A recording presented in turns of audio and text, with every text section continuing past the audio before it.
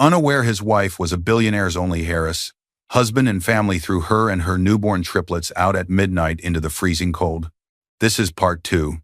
Even after the world watched him get arrested on camera, after the judge granted Elise full custody, ordered asset seizure, and investigators opened fraud and endangerment cases against him, Daniel Hayes still found a way to crawl back toward her life. This time, not with fists, not with shouting, but with obsession. The moment he was released on bail, he stepped out of a cold brick detention building, under the streetlights, face bruised, reputation ruined, sanity slipping. There, in the quiet space where no reporters waited and no family bothered to show up, he shook hands with a man Elise didn't know existed. A man who once worked in the shadows of her father's empire. A man who lost everything when Alexander Laurent cut him off. A man who had waited years for the first crack in the Laurent family's armor. And Daniel was the perfect crack.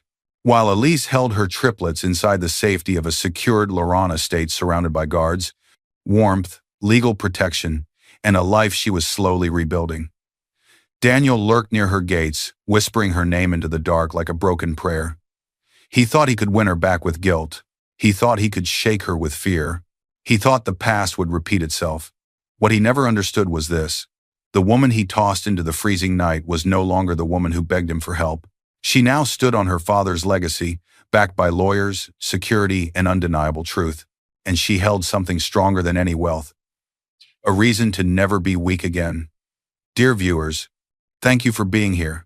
If you watch without subscribing, it's like letting Elise's voice fade back into the cold.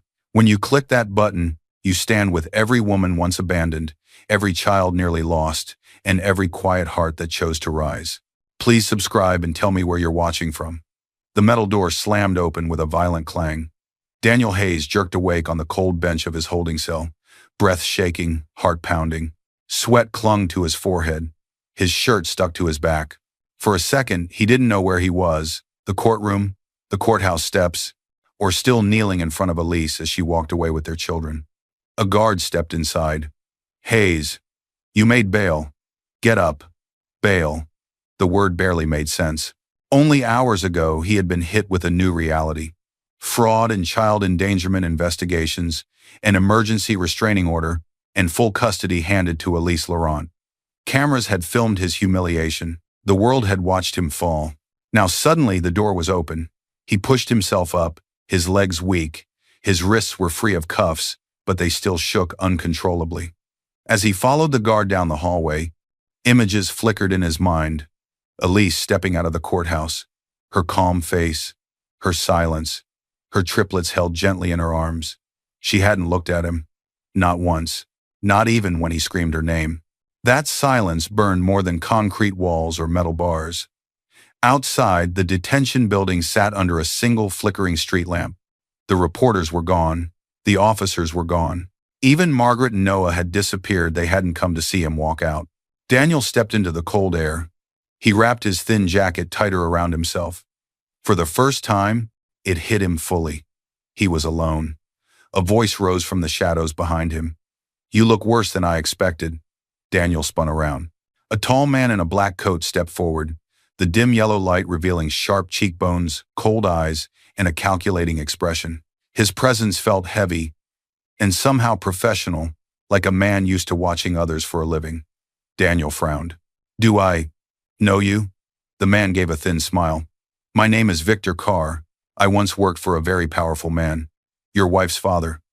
The air froze. Alexander Laurent. Daniel's stomach dropped. Victor circled him slowly, hands in his coat pockets. Alexander Laurent destroyed my entire career, Victor said quietly. One internal report, one accusation of corruption, one order to cut me off from every contract. And suddenly, 20 years of loyalty meant nothing. His jaw tightened. So when I heard his only daughter married a man who threw her into the cold after childbirth, I paid attention. Daniel shook his head weakly. I don't want more trouble. I just want, his voice cracked.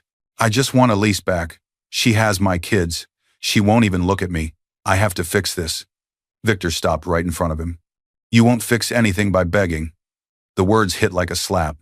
Victor leaned closer. You fix it by having power, by having leverage, by knowing something she doesn't. Daniel's voice dropped to a whisper. What kind of leverage? Victor pulled a small black folder from his coat and tapped it once against Daniel's chest. I know secrets about Elise's father. Things she never learned. Things that can break her. And if they break her, he tilted his head. You might not get her love back, but you can take back control. Daniel's pulse pounded. His fingers twitched toward the folder. But Victor pulled it back before he could grab it. Not yet, Victor murmured. You'll see this when you're ready. Daniel's voice trembled. Ready for what? Victor's smile was slow and chilling. To understand that Elise Laurent is not the only one with secrets. Daniel swallowed, throat dry. What do you mean? Victor's eyes glinted in the half-dark. I mean her father trusted very few people, and you're not the only one he investigated. He stepped back into the shadows. Meet me tomorrow night. There's something you need to see. Then he was gone. Daniel stood under the flickering lamp, chest heaving, brain racing. He didn't know if Victor was saving him or using him. But one thing felt certain. The nightmare wasn't over. It was changing shape. Far away at the Laurent estate, a security camera blinked red, capturing a blurred figure standing at the fence line, watching the softly lit windows where Elise and her triplets slept. The alarm screamed through the estate like a piercing blade. Red lights pulsed along the ceiling as guards sprinted toward the nursery wing. Elise Laurent jerked awake in her new bedroom, heart pounding, breath sharp as the shrill sound ripped straight through her nervous system. For one terrifying moment, she was back there on the porch, barefoot, bleeding, with freezing wind cutting her skin, and 3 newborns crying in her arms. Her first thought now was the same. Her babies. She shoved the blanket aside and staggered to the door just as Marcus Hale, her father's former head of security, burst in. He moved with trained precision, eyes scanning, hand near his earpiece. Stay behind me, Elise, he said firmly. What happened? She gasped. Unknown movement near the outer fence. We're checking it. Unknown movement. Her chest tightened. Marcus guided her out into the hallway but kept his body between her and everything else. The estate lights shifted to a softer emergency glow as they walked. Elise, he said calmly, you're inside the safest property your father ever built. High walls, private guards, internal alarms, motion sensors. We designed this place for situations exactly like this. But Elise's hands still shook. Trauma lived in her bones now. Every sudden noise felt like another door slamming in her face. Every shout sounded like Daniel saying, You're not my problem anymore. They reached the nursery. 2 nurses were already there, gently rocking the triplets. The baby's cries faded as Elise touched each tiny chest through the blankets, her fingers careful, steadying. The alarm ceased. A softer voice replaced it through the speakers. Security check complete. No breach detected. Unknown movement outside perimeter only. The words helped. The fear did not vanish, but it loosened. Marcus watched her face. You're safe here, he repeated. No one gets in without us knowing. Elise nodded slowly and walked toward the large window that overlooked the grounds. The lawn lay quiet under the night sky. The fence line seemed distant. The trees barely moved. Too calm. A memory surfaced, her father standing in his study, hands behind his back, speaking in that low, steady voice. Strength is not loud, Elise. Strength is quiet. It watches. It decides. It protects. Back then, she thought he was just strict. Now she understood he had lived his whole life expecting danger. Marcus cleared his throat. There's something else you should know, he said.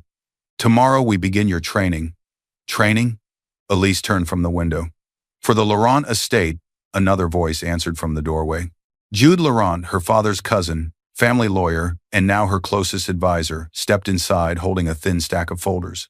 Elise, your father never wanted you to be only rich, Jude said gently. He wanted you prepared. You're not just an heiress now. You're responsible for trusts, companies, and people who depend on this family. Elise looked at her sleeping triplets. Their tiny breaths, their innocence, their complete dependence on her. She swallowed. I'll learn, she whispered, whatever I need to. For them. Jude nodded, approval soft in his eyes. We'll go step by step. You won't be alone. Marcus turned to the control screen on the wall and tapped a series of keys. A grainy image appeared from one of the perimeter cameras. Elise, he said slowly, there's something else. She moved closer. A figure stood near the far edge of the estate fence, just outside the strongest lights. Blurred, tall, still. watching the house. Elise's breath caught. Is that Daniel? We can't confirm yet, Marcus said, jaw tight. But the timing suggests this isn't random. Her pulse quickened. She wrapped her arms around herself. I don't want trouble, she whispered. But trouble keeps finding me. Jude placed a steady hand on her shoulder. That's why you're here. This estate exists to protect the Lauren heir, he said. And now, that's you. Elise looked at the monitor again. The figure did not move. Just watched. Just waited. The same chill from the courthouse steps slid down her spine. She turned away from the screen, focusing on the soft breaths of her children instead. Still, she couldn't shake the feeling that this was only the beginning of something darker. As Marcus zoomed in on the footage, he muttered under his breath, barely audible. Whoever this is, they knew exactly where to stand so our cameras couldn't catch their face. The pounding on the front door was so sudden, so violent it shook the entire hallway. Elise Laurent froze mid-step, her hand pressed against the banister. Her heart jumped painfully in her chest. For one terrifying moment, the sound became the echo of Daniel's anger. The slam of the Hayes front door, the snap of everything breaking. Marcus Hale rushed past her with 2 guards, their boots thudding against the polished floor. Stay behind us, he ordered, voice sharp and controlled. Elise's breaths came too fast. Her legs felt weak. Is it him? She whispered. We don't know yet, Marcus replied. One guard moved to the side of the door, ready to shield. The other loosened the lock and swung the door open in one swift motion. Something small dropped to the floor. Not a person, not a footstep, just an envelope. The porch beyond was empty. No running footsteps, no car pulling away, only silence and the cold air pressing against the threshold. Marcus bent down and lifted the envelope carefully with gloved hands. Elise could already see the handwriting on the front. Her name, her old name, Elise Hayes. Her stomach twisted. Marcus stepped back inside and shut the door firmly. Jude Laurent appeared from the nearby study, adjusting his glasses. What is it? He asked. Marcus handed him the envelope. Hand delivered, no one in sight. Jude read the front and sighed deeply. He started. Elise reached for the envelope, but Jude gently caught her wrist. You don't have to read it, he said. Contact is already a violation of the restraining order. We can send this straight to the court as evidence. Elise stared at the envelope. No, she said quietly. I need to see what he's trying to do. She sat on the living room sofa. Her hands trembled as she tore the top carefully. A folded sheet slipped out onto her lap. Her eyes caught the first lines. Elise, please hear me out. I am suffering without you. You destroyed my life by leaving with the kids. I deserve to see them. You owe me a chance to explain. Please meet me. I need closure. The words blurred. Not from tears, from anger. It wasn't an apology. It wasn't remorse. It was twisting the truth, claiming she left when he had dragged her across a porch, shoved newborns into her arms, and thrown her into the freezing night. Her hand clenched the paper so tightly it wrinkled. She didn't read another word. She tore the letter straight down the middle. Then again, until only shreds remained on the rug. Jude nodded slowly, as if he expected that reaction. This is only the first attempt, he said. A man with nothing left becomes unpredictable. We'll add this to the restraining order file. The judge will see exactly what he's doing. Elise breathed slowly, steadying her voice. He wants control, she whispered. Not closure. Jude placed a hand on the back of the sofa. And that makes him dangerous. Do not underestimate him. Marcus walked back into the room, his expression darker now. Elise, he said quietly, you need to see this. He opened his palm. A tiny baby sock, soft, pale blue, worn at the heel. Elise's heart stopped. That's from the night I gave birth, she whispered. It was on the porch. Marcus shook his head. It wasn't there yesterday. We did a full sweep. Someone placed it there tonight. Jude frowned.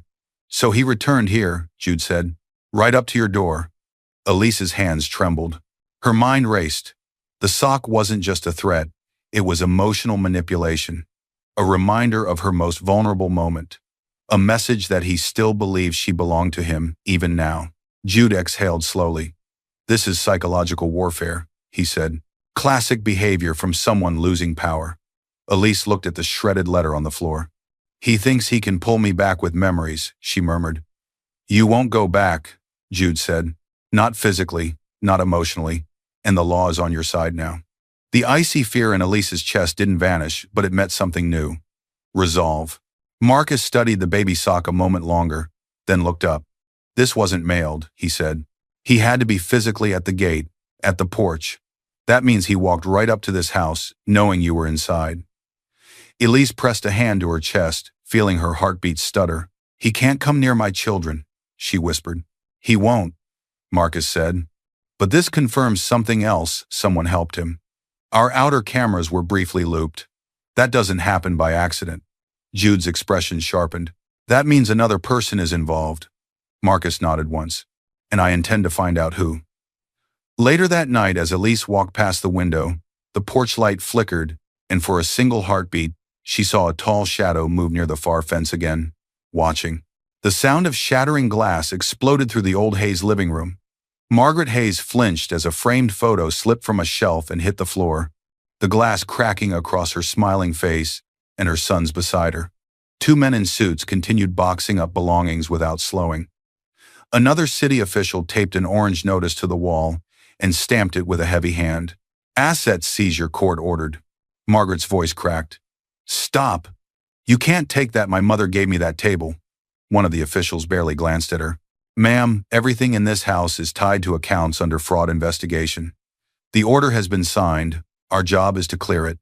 Margaret grabbed his sleeve. You can't do this. This is my home. He pulled his arm back calmly. This is no longer your property. Her knees weakened. The humiliation from the courthouse replayed in her mind. Daniel exposed. Their lies revealed. Elise walking out with power they never imagined she had. Now the price was at her doorstep. Noah Hayes, Daniel's younger brother, stood near the window with his arms crossed. He tried to look indifferent, but his jaw flexed as he watched strangers remove their furniture, their television, their history. Mom, Noah muttered. We knew this was coming. The judge ordered it. Margaret snapped toward him. No, your brother caused this. He ruined us. That heiress tricked him, and now we're paying for it. But the officials kept packing. The house, once loud with criticism, guilt, and control, now echoed with emptiness. Each box sealed felt like another piece of their structure collapsing. Margaret paced frantically. They can't do this. We didn't do anything wrong. Noah's voice hardened. Daniel did. And you helped. Don't you dare, she hissed, pointing at him with shaking fingers. Everything I did was to protect this family. I kept you boys fed. I kept this roof over your heads. I did my best. But Noah didn't flinch. He had watched his mother manipulate Daniel for years. Lift him up, put him down, twist his guilt like a rope around his throat. He was tired. Margaret sank onto the couch, the last piece of furniture left in the room, and covered her face. For the first time Noah could remember, she didn't look fierce. She looked small, broken. Then a voice cut through the air behind them, cold as ice. This is your fault. Daniel Hayes stood in the doorway. He looked nothing like the man who once acted superior in this very room. His eyes were wild, his clothes wrinkled, his hair hung messily, his hands shook at his sides. Margaret shot up. Daniel, where have you been? You should be fighting this. You should be talking to lawyers. Daniel slammed the door so hard the walls rattled. You told me everything would be fine, he said, stepping toward her. You promised we'd fix it. Now look at us. Margaret stood, voice trembling. Daniel, listen to me. No. His voice cracked with rage. You lied to me. All my life, you lied. Noah stiffened. Daniel, don't. Daniel spun toward him. What else did you both hide from me? Noah's throat tightened. He had found the papers only an hour earlier hidden deep in Margaret's bedroom drawer. Old adoption documents, hospital forms, legal signatures. Daniel, Noah said carefully, there's something you need to know. Margaret's face drained of color. Noah, don't you dare. Daniel's voice dropped, dangerous and low. What is it? Noah swallowed. You're not our biological brother. Silence crashed over the room. Daniel blinked rapidly, confusion bleeding into disbelief. Margaret lunged forward, grabbing his arms. No, don't listen to him. I raised you. I'm your mother. Daniel stepped back, as if her touch burned. You mean, my whole life was a lie? Margaret cupped his face desperately. We took you in when you were 3. No one else wanted you. We gave you a home, a family. Daniel's eyes widened with pain. So I was unwanted. Margaret froze. Noah turned his head away, unable to watch. Something snapped in Daniel's expression, something deep, fragile, already cracked from the courtroom and Elise's silence. His voice fell into a hoarse whisper. Did Elise know? Margaret panicked. No, she didn't know anything, and she can never know. Daniel's chest rose and fell in sharp bursts. Everything he'd clung to, family, identity, pride, crumbled like ash. Margaret reached for him again. If Elise finds out the truth, she'll destroy you worse than we ever could, she cried. You don't understand what that woman can do now. Daniel's face twisted rage, fear, confusion folding together. But beneath all of it, one thing only grew stronger. Obsession. He grabbed Margaret's wrist. What truth? He demanded. Margaret screamed as his grip tightened. Daniel, stop. You're hurting me. Noah rushed forward. Let her go. Daniel shoved him aside and backed away, breathing hard, lost inside a storm of broken pieces. Margaret clutched her wrist, eyes filled with something Daniel had never seen in them before. Fear of him. Outside the half-empty house, a black car waited at the curb. Behind the tinted glass, Victor Carr watched the Hayes family through the window and murmured, He's almost ready. Margaret's scream still rang in Daniel's ears when the black car door slammed shut behind him. Victor Carr locked the doors with a soft click. Daniel jerked forward, hands braced on the dashboard. Why did you bring me here? Let me out, he snapped, panic flaring. Victor stayed in the driver's seat, calm, hands resting lightly on the steering wheel. If I meant to harm you, he said smoothly, I would have done it days ago. Daniel swallowed hard. Then what do you want? He demanded. Victor finally turned, his eyes dark and sharp. To finish what Elise's father started, Victor said. Daniel frowned. What are you talking about? You keep saying that. Victor leaned back in his seat, voice sinking lower. You think your life collapsed because Elise turned on you, he said. But your collapse began long before that, long before you even met her. Daniel scoffed weakly. You don't know anything about me. Victor smirked. Oh, Daniel, he said softly. I know more than your own mother ever told you. That landed like a punch. Daniel's jaw tightened. Then say it, he snapped. Say what you dragged me in here to hear. Victor studied him for a moment, like a scientist observing a specimen. Fine, he said. Let me tell you about the man who ruined both of us. Daniel stiffened as Victor spoke the name. Alexander Laurent, Elise's father, the billionaire, the man who had once ordered cars, guards, and lawyers to save Elise from the very porch Daniel threw her onto. Victor stared ahead, voice filled with old bitterness. Years ago, I worked for him. Security detail, high-level clearances. I was loyal, efficient, trusted. I kept his enemies at a distance. He exhaled sharply. Then he accused me of skimming money from a contract, taking bribes. He didn't even ask for my side. He just issued one order. Remove Victor from all systems, cancel all access, blacklist him from every company they owned. Victor's hands tightened around the steering wheel. In one day, your father-in-law destroyed my career. One report from him, and every door closed in my face. No one would hire me again. Daniel leaned back slowly, absorbing every word. I lost my job, my contacts, my family drifted away. I became nothing, Victor continued. His eyes flickered toward Daniel. So when I learned his only daughter had chosen a man with nothing, a man who publicly destroyed himself and gave me leverage over the Laurents, I paid attention. Daniel felt heat rise in his chest. So this is revenge, he said. Victor nodded once. Your downfall and mine connect at the same point, Victor said. Alexander Laurent and the world he built. Daniel clenched his fists. Elise didn't do anything to me, he muttered. Her family did. Victor arched a brow. She took your children. She walked past you like you were dust.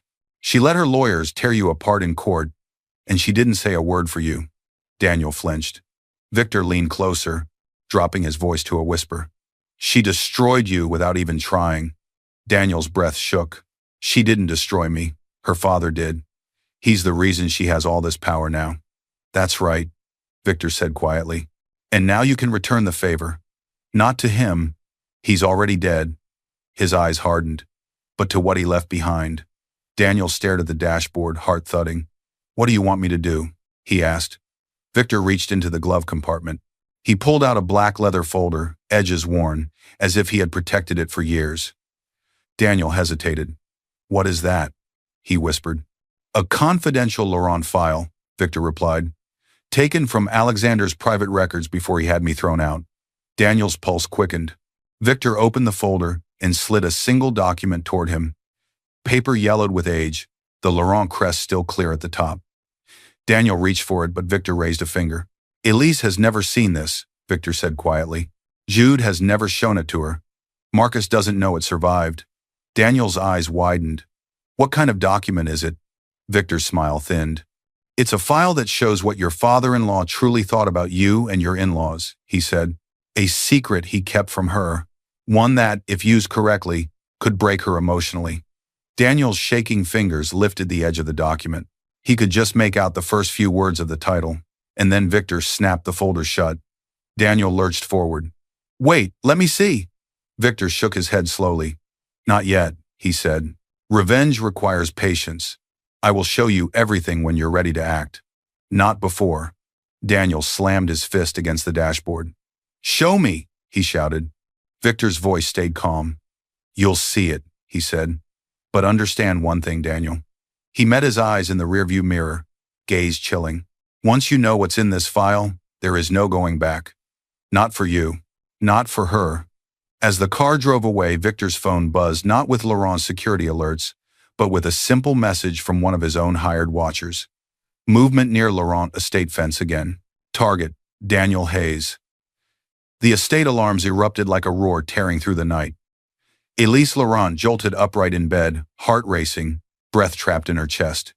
For one terrifying moment, she didn't see the soft guest room ceiling of the Laurent estate.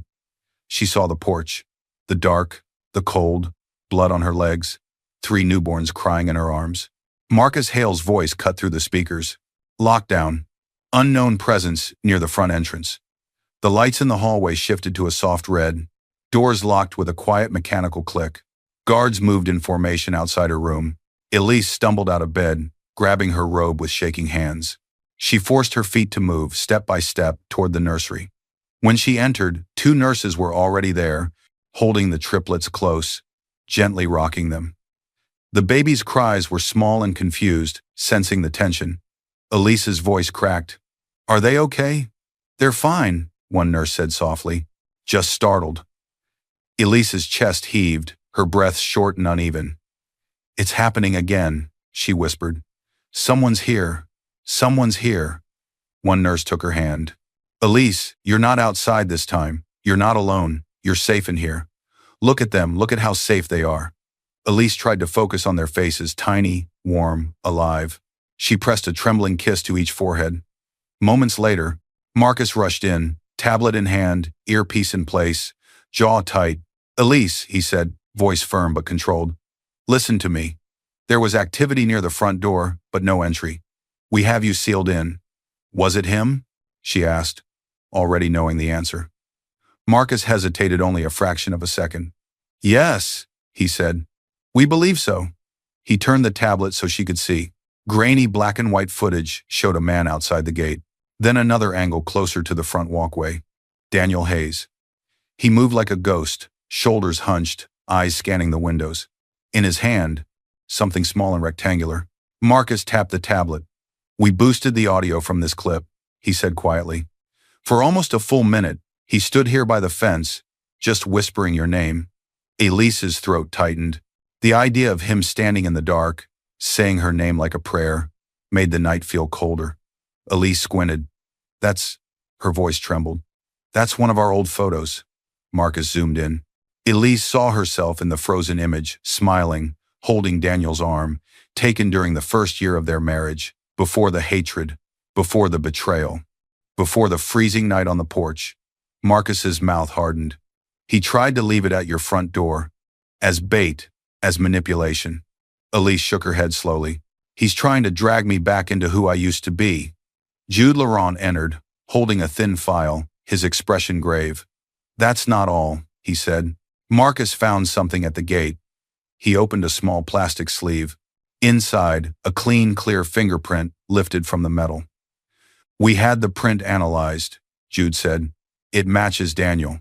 100%. Elise's stomach twisted. How close was he? She whispered. Marcus answered quietly. Close enough to touch the gate. Close enough to see the front door clearly.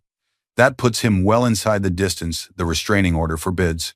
He's testing how far he can push before we push back. Elise's knees felt weak. The same man who once dragged her out of a house like trash had now come as close as he could to the place that was finally safe. Why is he doing this? She asked. Jude's voice softened, but his words did not. Because you walked away, he said.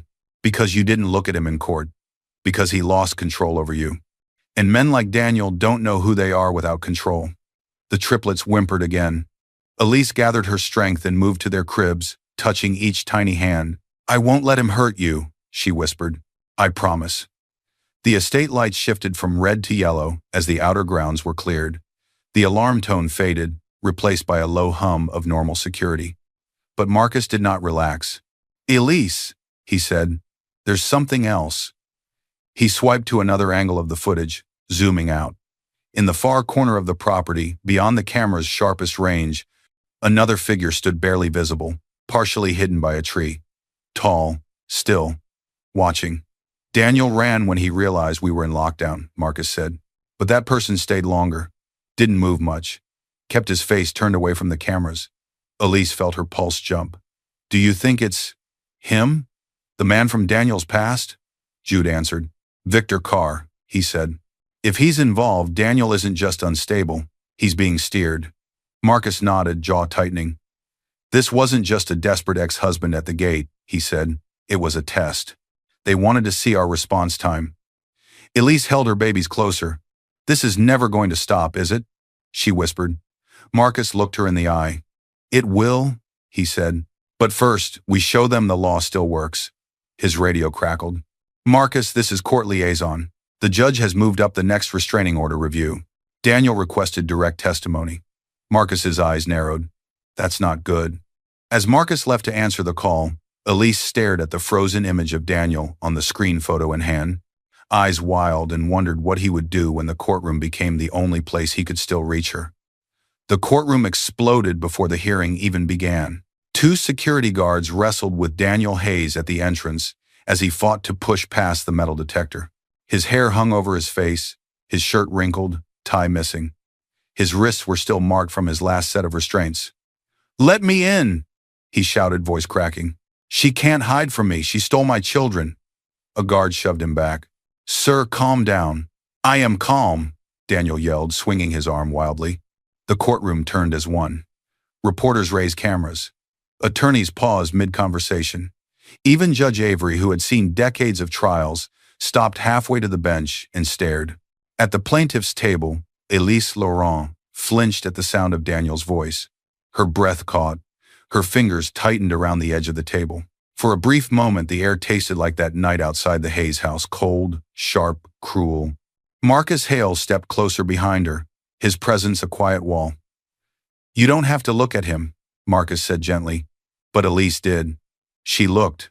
Daniel broke free for a moment and lunged toward the aisle, his face twisted, his arms reaching out. Elise, talk to me, he screamed. Security slammed him against the wall before he got anywhere near her. Elise's chest tightened painfully, but she stayed seated. She didn't stand, didn't run, didn't answer. She only breathed. Jude leaned toward her and whispered, He wants a reaction. Don't reward him. The judge banged the gavel hard. Order. Bring the defendant inside and restrain him. Guards forced Daniel into his seat at the defendant's table, cuffing one wrist discreetly to the metal loop so he couldn't charge across the room. When the noise settled, Judge Avery glared down at him. Mr. Hayes, you fired your attorney yesterday, the judge said. Are you representing yourself today? Daniel shot to his feet, yanking against the cuff. Yes, he shouted, because no one else cares about my rights. She stole my kids, she lied, That's enough, the judge snapped. Daniel slammed his free hand down on the table, cuffs clanking. It's not enough. She took everything. She turned my own children against me, Elise stared straight ahead. Calm, pale, silent. Inside, her heartbeat pounded. Outside, she seemed carved from stone. Daniel pointed at her with a shaking hand. "Look at her," he cried. "She's not even human. She sits there like she's innocent. She hasn't spoken a single word to me since Mr. Hayes!" the judge thundered. "One more outburst, and you will be removed from this hearing." A wave of murmurs rolled through the courtroom. Daniel collapsed back into his seat, breathing hard. Judge Avery continued, "This hearing is to review the restraining order and bail conditions in light of new evidence of you approaching the Laurent estate in violation of court orders." Daniel's eyes widened. "I was trying to give her a picture," he said. "A memory. You can't call that a crime." Jude stood, voice calm and precise. "Your Honor, we have video proof of Mr. Hayes approaching the gate late at night, leaving objects on the property, and attempting to come closer to the door." He handed a flash drive to the clerk. "Security footage. Exhibit F." The screen behind the judge lit up. There was Daniel, on the Laurent estate cameras, creeping to the gate with the old photo in his hand. He glanced toward the house, eyes wild. Then the alarms began, and he ran. The courtroom gasped. Daniel shouted, "I was trying to apologize. She owes me that much." The judge slammed the gavel. "That's it. Remove him. Mr. Hayes is banned from future hearings. All further involvement will be through appointed counsel only." Security moved toward Daniel. He panicked. "No, no, don't take me out. Elise, please, just look at me. Just once, please." Elise did not turn. Daniel's voice rose higher, raw, desperate. "Elise, I can fix this. I can change." He kicked as the guards pulled him away. Then a woman stepped into the aisle. Clara Voss. Her heels clicked softly on the courtroom floor. Her makeup was perfect, her hair smoothed into glossy waves, and her stomach visibly rounded under her fitted dress. Pregnant. Daniel froze mid-struggle. He stared at her, stunned, mouth open. "See, Clara." The room fell silent. Clara tilted her head, lips curling into a small, cold smile. Daniel's voice shook. Is that mine?" She stepped closer, just enough for him in the first few rows to hear her. "It's not yours," she whispered. Daniel's knees almost buckled. Tears filled his eyes. What do you mean?" he gasped. Clara leaned in a little closer, her words sharp as a blade. "And Elise knows what you did last summer." Daniel's face drained of color. "What are you talking about?" he whispered, terror creeping into his voice. Clara smiled faintly, eyes glinting with something between fear and revenge. "You'll find out soon," she said. Security dragged Daniel away as he screamed her name, his voice cracking into broken pieces. Clara, don't leave. Tell them you're lying." Clara turned without looking at him and walked past Elise without a glance. A chill slid through Elise's body. What he did last summer, something darker was hiding behind those words, something she didn't remember, didn't know, or hadn't been told. As Clara left, Jude's phone buzzed. He checked the screen, and his face changed. He leaned toward Elise. "There's a new file about your father," he murmured, "and you need to see it. Now." While the courtroom emptied, a silent alarm triggered at Jude's office downtown. Someone had just forced a window open, heading straight for his locked files. The office alarm was screaming when Elise, Marcus, and Jude burst down the hallway. Papers lay scattered across the floor. A lamp had fallen, its bulb shattered. The file cabinet, Jude's secure cabinet, the one he rarely opened, stood with its metal drawer bent, lock twisted, and inner folders ripped out. A cold wind blew in through the broken window behind the desk. "Someone broke into my office," Jude shouted, his voice sharper than Elise had ever heard. Marcus scanned the room quickly, his eyes tracing footprints on the carpet, the angle of the window, the path the intruder must have taken. "This wasn't a random burglary," Marcus said. "They knew exactly where to go." Elise stepped into the office slowly, her heart beating hard. Her eyes flicked from the broken drawer to the glass on the floor. "Marcus, Jude," she whispered, "what was in that cabinet?" Jude crouched, gathering torn scraps of paper. "Your father's confidential investigation files," he said grimly. "The ones he kept on people he thought might be a danger to you." Elise's breath caught. "My father investigated people?" Jude nodded. "He was careful. The more wealth he gained, the more he watched the people who got close to his family. It wasn't paranoia, it was pattern. Marcus moved to the window frame, examining the damage. The intruder knew this layout, he said, and they moved fast. Window, cabinet, files, out again. This was planned. Before Elise could respond, Jude's phone vibrated. He checked it and his eyes darkened. It's a message from a security contact, he said. Someone sent Daniel Hayes a digital copy of one of my stolen files, not 10 minutes ago. Elise's stomach twisted. Daniel, she whispered. Of course. Jude stood. He's not smart enough to pull this off alone, he said. That's Victor. Marcus nodded. He would know how to bypass alarms for a few minutes, Marcus said. He works security for your father. He'd know exactly where a man like Jude would keep private files. Elise stepped closer to the desk. This is about my father, she said quietly. Isn't it? Jude and Marcus exchanged a heavy look. Yes, Jude said. And it's also about the Hayes family. He picked up a folder the intruder had dropped in haste. Alexander Laurent's handwriting marked the front. Marcus handed it to Elise. This one they didn't manage to take, he said. Elise opened the folder with careful hands. Inside were old photographs. Margaret Hayes, younger, speaking to a man Elise didn't recognize. Noah Hayes entering a building late at night. Documents showing strange money transfers, small but consistent, years before Elise had ever met Daniel.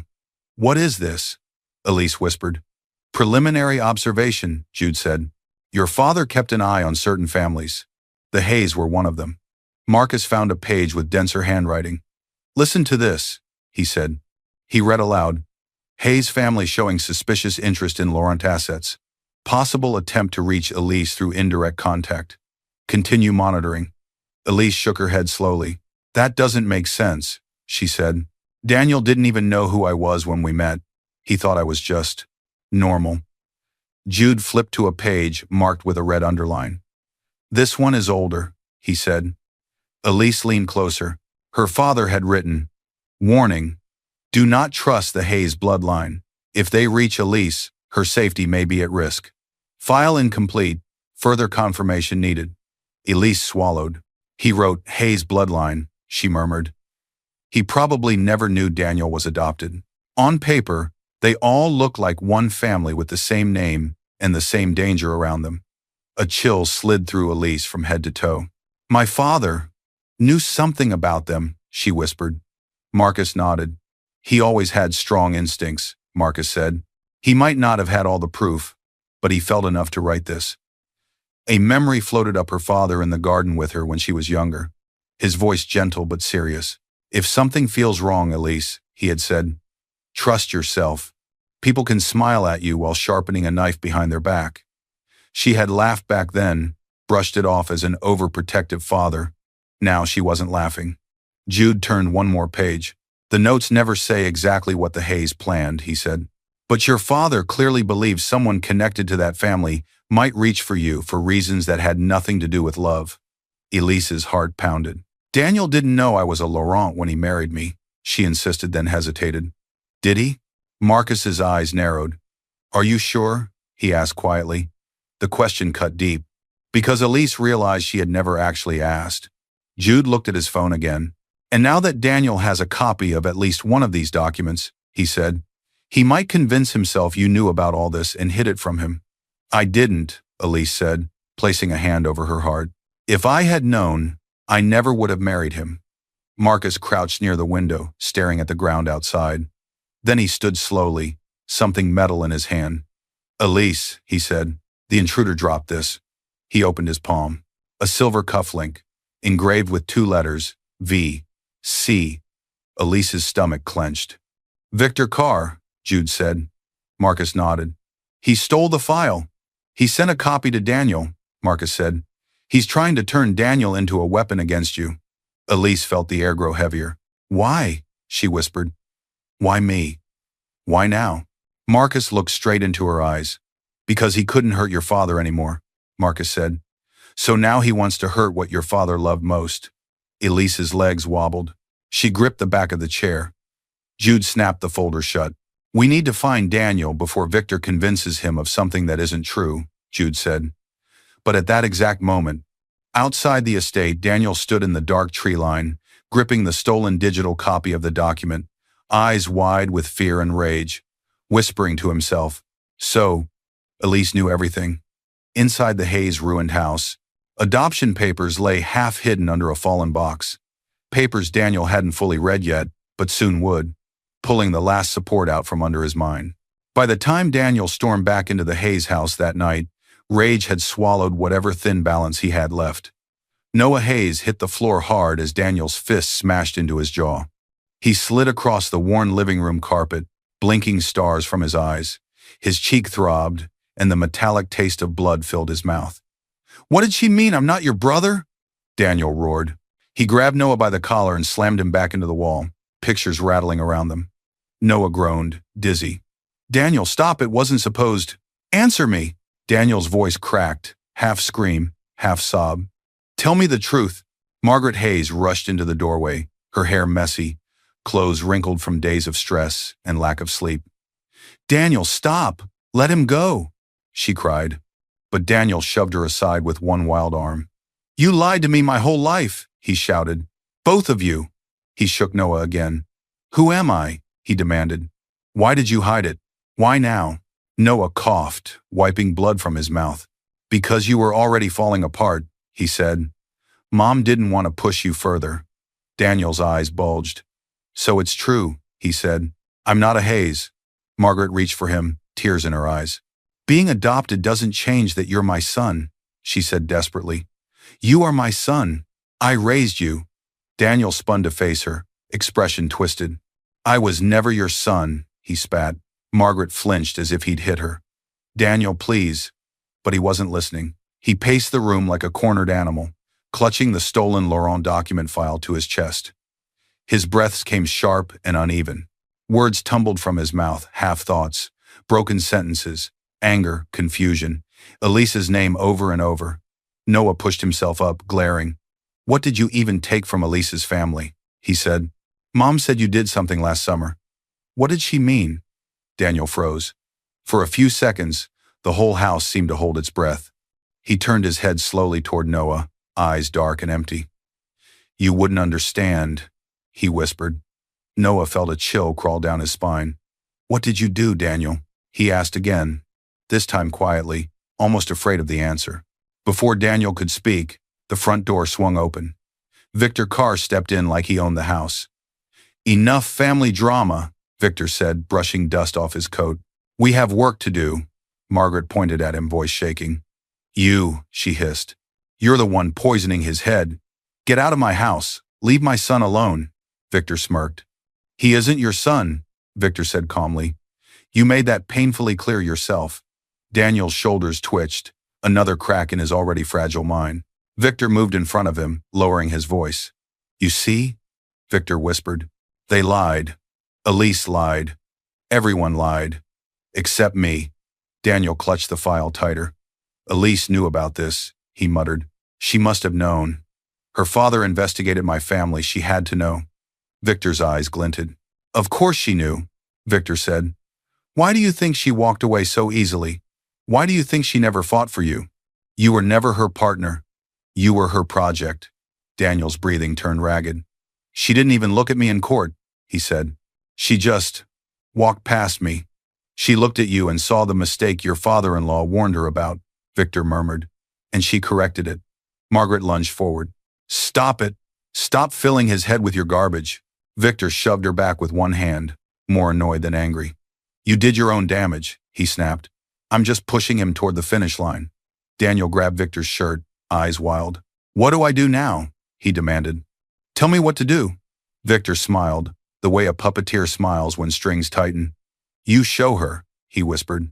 "You show Elise Laurent that she cannot erase you and sleep peacefully behind her walls." Noah stepped closer, voice trembling. "Daniel, don't listen to him," he pleaded. "He's using you. He doesn't care about you. He cares about hurting her family." But Daniel was already drifting further away. Inside his head, Elise's face flickered in flashes on the porch. In the courtroom, behind the nursery window, always turning away, always silent. He heard only Victor, only the anger, only the ache. Moments later, Daniel stumbled out of the house, file clutched in one hand, hair tangled, shirt half-buttoned. His feet barely seemed to know where they were going. The hallucinations came stronger. He saw Elise's face in the cracks of the sidewalk. He heard her voice in the passing cars. He saw her walking away every time he blinked. "No," he whispered, gripping his hair. "No, no, she's mine. Elise." By the time he reached the Laurent estate again, he was shouting her name like a man drowning. "Elise! Elise! Come out here! Talk to me!" Guards poured out from the security post. Marcus's voice rang over the radio. "Restrain him. He does not get near the door." Daniel grabbed the gate, shaking it violently. "You can't ignore me," he screamed. "You can't keep my children from me." Two guards pulled him down. He fought them like someone who had nothing left to lose, kicking, clawing, sobbing. Inside the estate, Elise stood behind the nursery window, holding one of her babies. Her heart hammered, but her face stayed steady. Marcus moved to her side. "Stay back," he said. "He can't get to you. The police are on their way." Elise didn't step away. She watched Daniel thrash on the driveway, the same man who once dragged her out with no shoes and no mercy. Now he begged to be let in.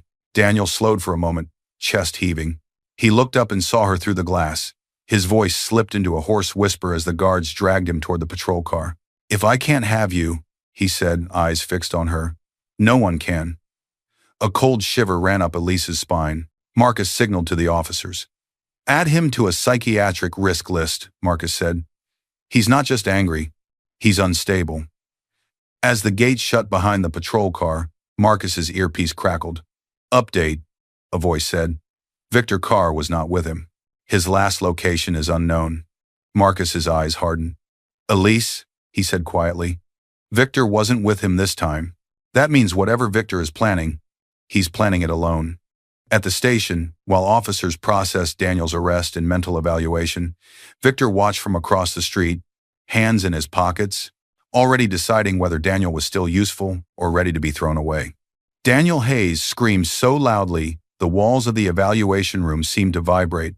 "Let me out! I have to see her! I have to see Elise!" Two psychiatric officers held him down as he tried to hurl himself toward the door. His hospital bracelet flashed in the bright light, the printed line clear. 72-hour psychiatric hold danger to self and others. His breath came in jagged bursts. His hair stuck to his forehead with sweat. His eyes were red and swollen from hours of crying, shouting, and clawing at his own arms. The moment the police pulled him from the Laurent gate, the officers had seen enough restraining order violations, threats, obsession, clear instability. The judge signed off on an emergency mental evaluation. Now Daniel was strapped to a padded bench, one wrist secured, feet restrained. He didn't care. "She loves me," he sobbed. She just forgot. She can't do this to me." A nurse looked at the chart and shook her head sadly. "He's detached from reality," she murmured to another staff member. Inside his mind, Daniel replayed one image over and over. Elise standing at the window, holding one of their babies. Not crying, not shaking, not begging, just watching, calm, unreachable. He screamed again, voice tearing. "I'm her husband. She needs me. She can't live without me." But outside this small room, Elise Laurent's life was moving on without him. At the Laurent estate, Jude placed a sealed folder on the old wooden table in Alexander Laurent's study. "You should read this now," he said quietly. Elise sat in her father's leather chair. The room smelled faintly of paper, cologne, and old wood. Her triplets slept nearby in bassinets, watched over by a nurse, just outside the half-open door. Her hands shook as she broke the seal. Inside were worn pages, notes written in her father's familiar handwriting. Her father's voice filled her mind. "Elise, choose a man who values your heart, not the fortune behind it." She read the first page. Not a financial report, not a business plan, a file.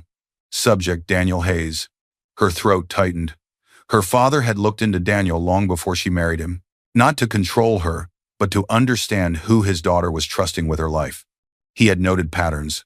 Persistent need for approval, influenced strongly by mother's opinions, poor boundaries with money, uses others' resources to feel important, history of emotional manipulation in past relationships. One line was, underlined twice in red ink, "If she chooses him, Protect her from afar. Do not reveal this to her unless her life is in danger. A tear slid down Elise's cheek. He hadn't tried to stop her. He hadn't thrown the file in her face. He had simply waited and prepared safety nets she never knew about.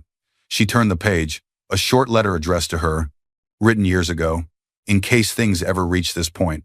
If you are reading this, my daughter, it said, it means he has shown you who he truly is. When that day comes, I beg you, choose peace, choose your children, choose yourself, and let go. No wealth I leave you matters if you lose yourself in someone who cannot love you well.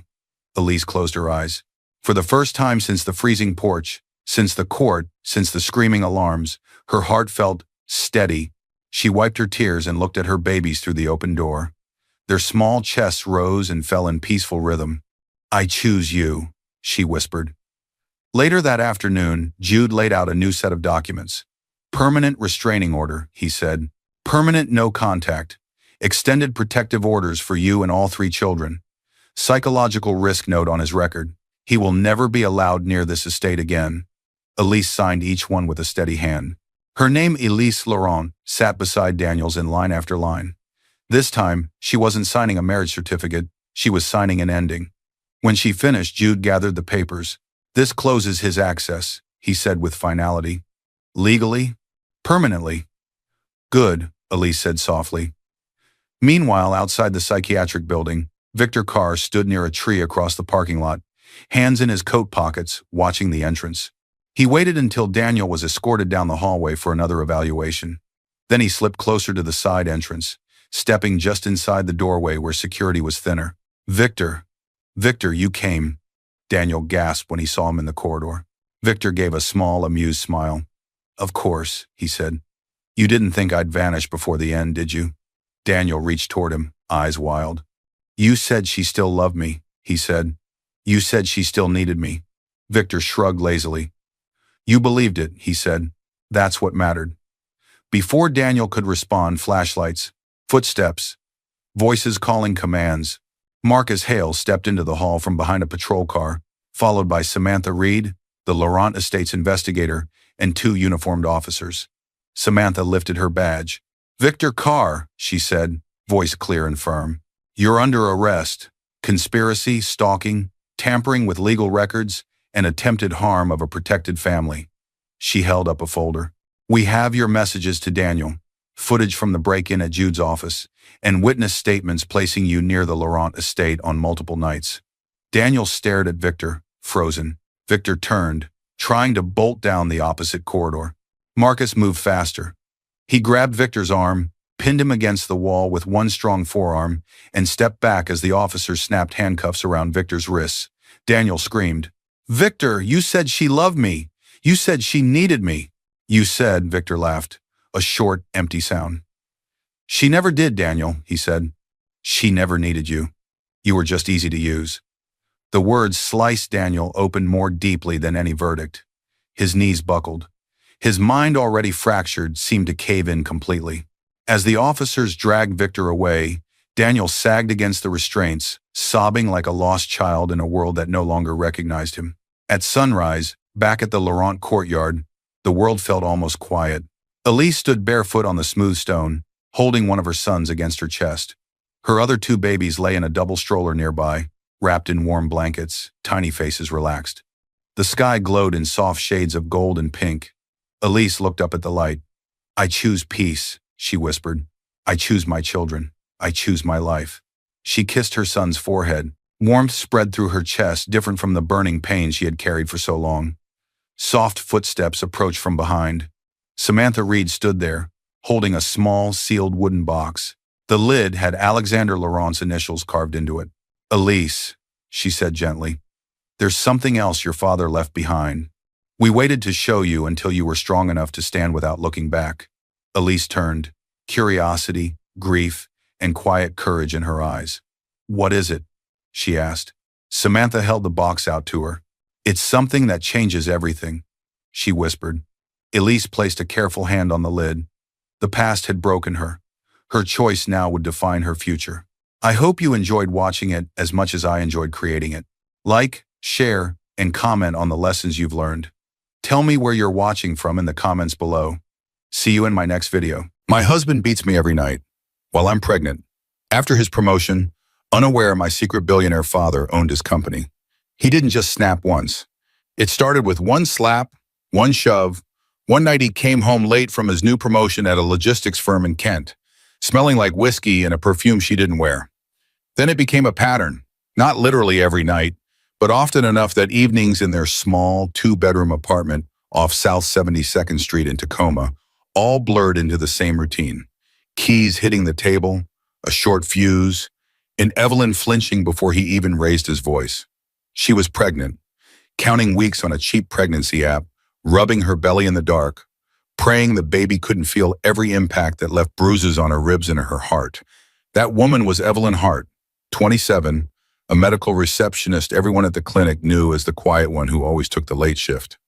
At home, she was the wife who cooked, packed lunches, budgeted every grocery trip, and forgave too much. She watched her husband, Mark Turner, go from complaining about his $58,000 salary to bragging loudly once his income jumped to $92,000 after his promotion at North Sound Logistics in Kent. On a rooftop in downtown Seattle overlooking Elliott Bay, she whispered, "I'm pregnant." She had expected tears, a kiss, maybe that soft look he used to give her. Instead, she saw his smile fade just a bit too fast, like he was doing math, not dreaming. He thought she was trapped. He thought she was just a broke wife in Tacoma with nowhere to go, no family nearby, and a baby tying her to his rage. He thought the bruises she hid under her scrubs at multi-care clinics and the tears she cried alone at a Starbucks on Pacific Avenue would never leave that city. He thought wrong, because the woman he was breaking in private wasn't just Evelyn Hart. On her birth certificate, she was Evelyn Hale, only daughter of Richard Hale, a quiet billionaire whose investment company in Bellevue, Hale Capital Group, owned 67% of North Sound Logistics, the very firm Mark strutted around claiming he basically ran. While Mark kissed his coworker Brianna in a parking garage in Kent and signed off on fake overtime and shady expense reports, he had no idea someone higher up was already watching. Security footage, card statements, HR reports, quietly copied, quietly forwarded, to a glass office in Bellevue overlooking the city he bragged about conquering. From the night Evelyn took the first photo of a bruise, it stopped being just a sad marriage. It became a slow, silent war, a war of hospital records, hotel receipts, HR investigations, and a boardroom meeting Mark would never forget. And all of it started in a tiny Tacoma kitchen, before sunrise, on a day that felt completely ordinary. Dear viewers, thank you for being here. When you watch without subscribing, it's like letting Evelyn stand alone in that dark apartment. When you click that button, you stand with every woman who's ever been hurt behind closed doors and every child who deserved a safer home. Please subscribe now, and in the comments, tell me where you were watching from. It was early February 2021, just after 5:30 a.m., when the tension slipped into the morning like a cold draft. In a small two-bedroom apartment off S 72nd Street in Tacoma, Washington, Evelyn Hart stood barefoot in the dim kitchen, packing 2 lunches, one for herself, one for her husband Mark, and trying not to make noise. Outside, the sky was still black. Inside, the clock over the stove ticked louder than it should have. Mark worked a 7 to 5:30 shift at a mid-sized logistics firm in Kent, North Sound Logistics, and she liked to have everything ready before he rolled out of bed. Wrapped sandwiches, filled coffee thermos, lunch containers lined up like proof she was doing everything right. She was about 8 weeks pregnant, a secret tucked under her sweatshirt. She planned to tell him soon, maybe after his next paycheck, maybe when he was in a good mood and not ranting about traffic on IPFA or idiots at work. She had the announcement rehearsed in her head, but could never find the right moment. Before she could finish sealing the sandwich bag, she heard Mark, 31, shuffle out of the bedroom, already irritated by something he hadn't even named yet. "Evie, where are my keys?" he snapped, rubbing his forehead like she caused the headache. Her hand froze on the lunchbox. "They should be on the counter. You always leave them." "Well, they're not." He stepped past her, opening drawers, slamming one closed harder than needed. The apartment was small, 2 bedrooms, $1,450 a month, thin walls, and every sound felt amplified. Evelyn walked over and quietly picked the keys off the ledge near the fridge. "Here," she said gently. Mark snatched them, then sighed, softening just enough to sound reasonable. "Sorry, I'm just stressed. They're talking about reorganizing my whole team. I might end up doing 3 people's jobs." He always had a reason. Work, fatigue, pressure. "I know," she murmured. "You work hard. Just breathe a little." But as she watched him, something in her chest tightened. Mark had always been ambitious, but lately his frustration simmered closer to anger. He kept talking about being stuck at his $58,000 salary like it was a personal insult. He wanted more recognition, more power, more everything. And sometimes, without saying it, she felt he wanted a different wife too.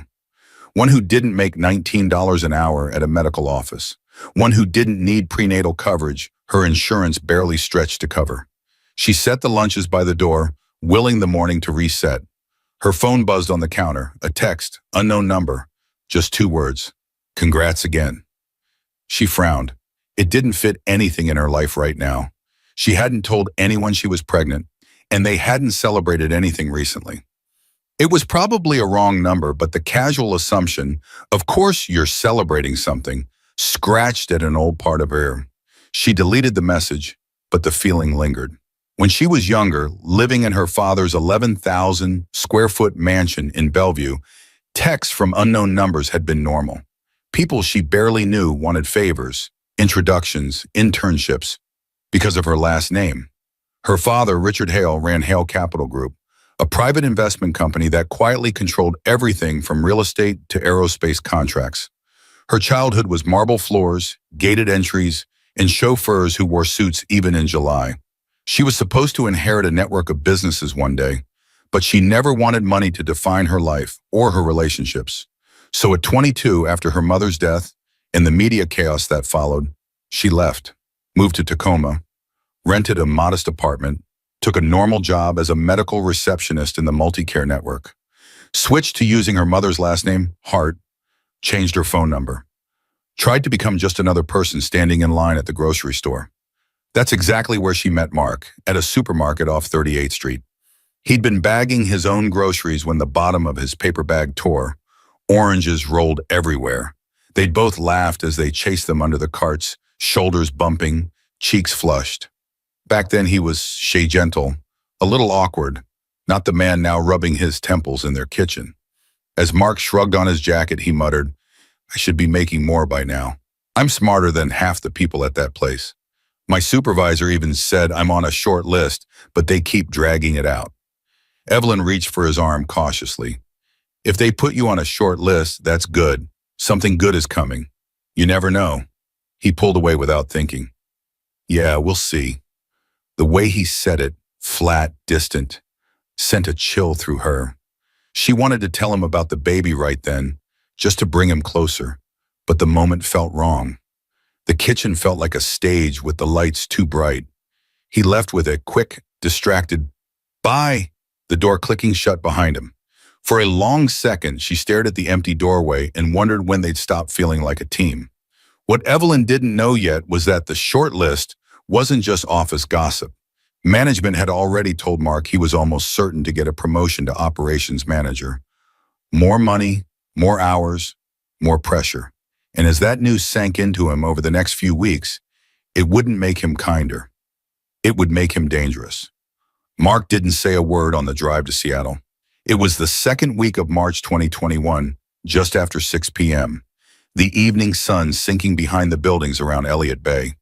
Evelyn watched the city blur past the passenger window, fingers resting on the seatbelt latch, trying to guess his mood. He'd come home from work unusually energized, tossed his tie on the couch and said, "Get dressed, we're going out." They almost never went out on a weeknight. He pulled into a parking garage near Pike Street and finally spoke, voice flat and too casual for what he was about to say. "I got the promotion." For a second, the words didn't register. Then they did, and excitement rose in her chest like a quick breath. "Mark, that's amazing," she said, reaching for his arm. "When? How?" "They made it official today," he said with a shrug that tried to hide how proud he was. Operations manager. I'll be around 92 grand this year. Finally. Promotions at North Sound normally took months of evaluation. He'd been talking about being on the short list for weeks. She'd pictured a long process, not an abrupt announcement in a rooftop dinner. But she pushed down the questions and smiled anyway. That's incredible. I'm proud of you, she said, squeezing his arm. He smirked, tapping the garage ticket against the steering wheel. Told you they couldn't hold me back forever. Let's celebrate properly for once. They stepped into the cool evening air. Parking alone was pricey, but Mark didn't seem to care. He walked ahead of her, shoulders back, his voice a little louder than usual when he told the hostess at the rooftop restaurant, reservation for Turner. Celebrating a promotion tonight. The place overlooked Elliott Bay, all warm lights and glass panels, the kind of restaurant they usually save for anniversaries, because entrees cost $30 to $45 each. The view was stunning, the kind that made you feel small and lucky at the same time. Inside, Mark felt bigger. He laughed louder, dropped phrases like executive-level responsibilities and strategic decisions, and mentioned his new title at least 3 times before they had even ordered. Evelyn sat across from him, cardigan neatly folded over her chair, one hand resting lightly on her lower stomach. The secret inside her suddenly felt heavier. When the waiter stepped away after taking their orders, she decided to stop waiting. Mark, she said, voice soft, I have something to tell you. He looked up from his phone. Yeah? I'm pregnant.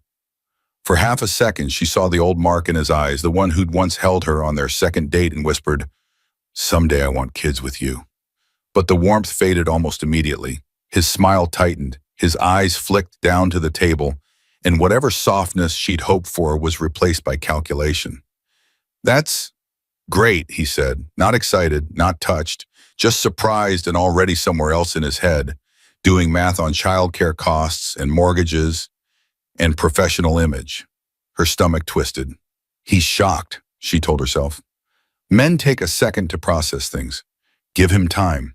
She tried to keep the moment afloat. I'm about 8 or 9 weeks. I already booked the first prenatal. I wanted to tell you in a special way, but she gestured around them. This felt right. He lifted his water glass. Well, to promotions and babies, I guess. She clinked her glass against his, but the toast felt lopsided. A few minutes later, a woman at the bar lifted her drink toward them. Mid-20s, long dark hair, fitted blazer, confidence like perfume. Evelyn recognized her from the way Mark stiffened. Mark, she called. Congratulations again. Mark straightened in his seat. Oh, hey, Brianna. Brianna Cole, 25, logistics coordinator. He'd mentioned her once in passing. New girl, smart, fast with spreadsheets. That was it.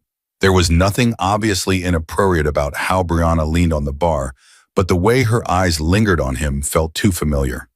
You really deserve it, Brianna said, smile warm. We'd all be lost without you. Again, so she already knew. He had told her before he told his wife. Evelyn smiled politely and nodded when introduced, but the realization stung more than she wanted to admit. As the evening went on, dinner blurred into a monologue. Mark talked about his new responsibilities, how he'd finally be able to shape things, how upper management needed someone like him.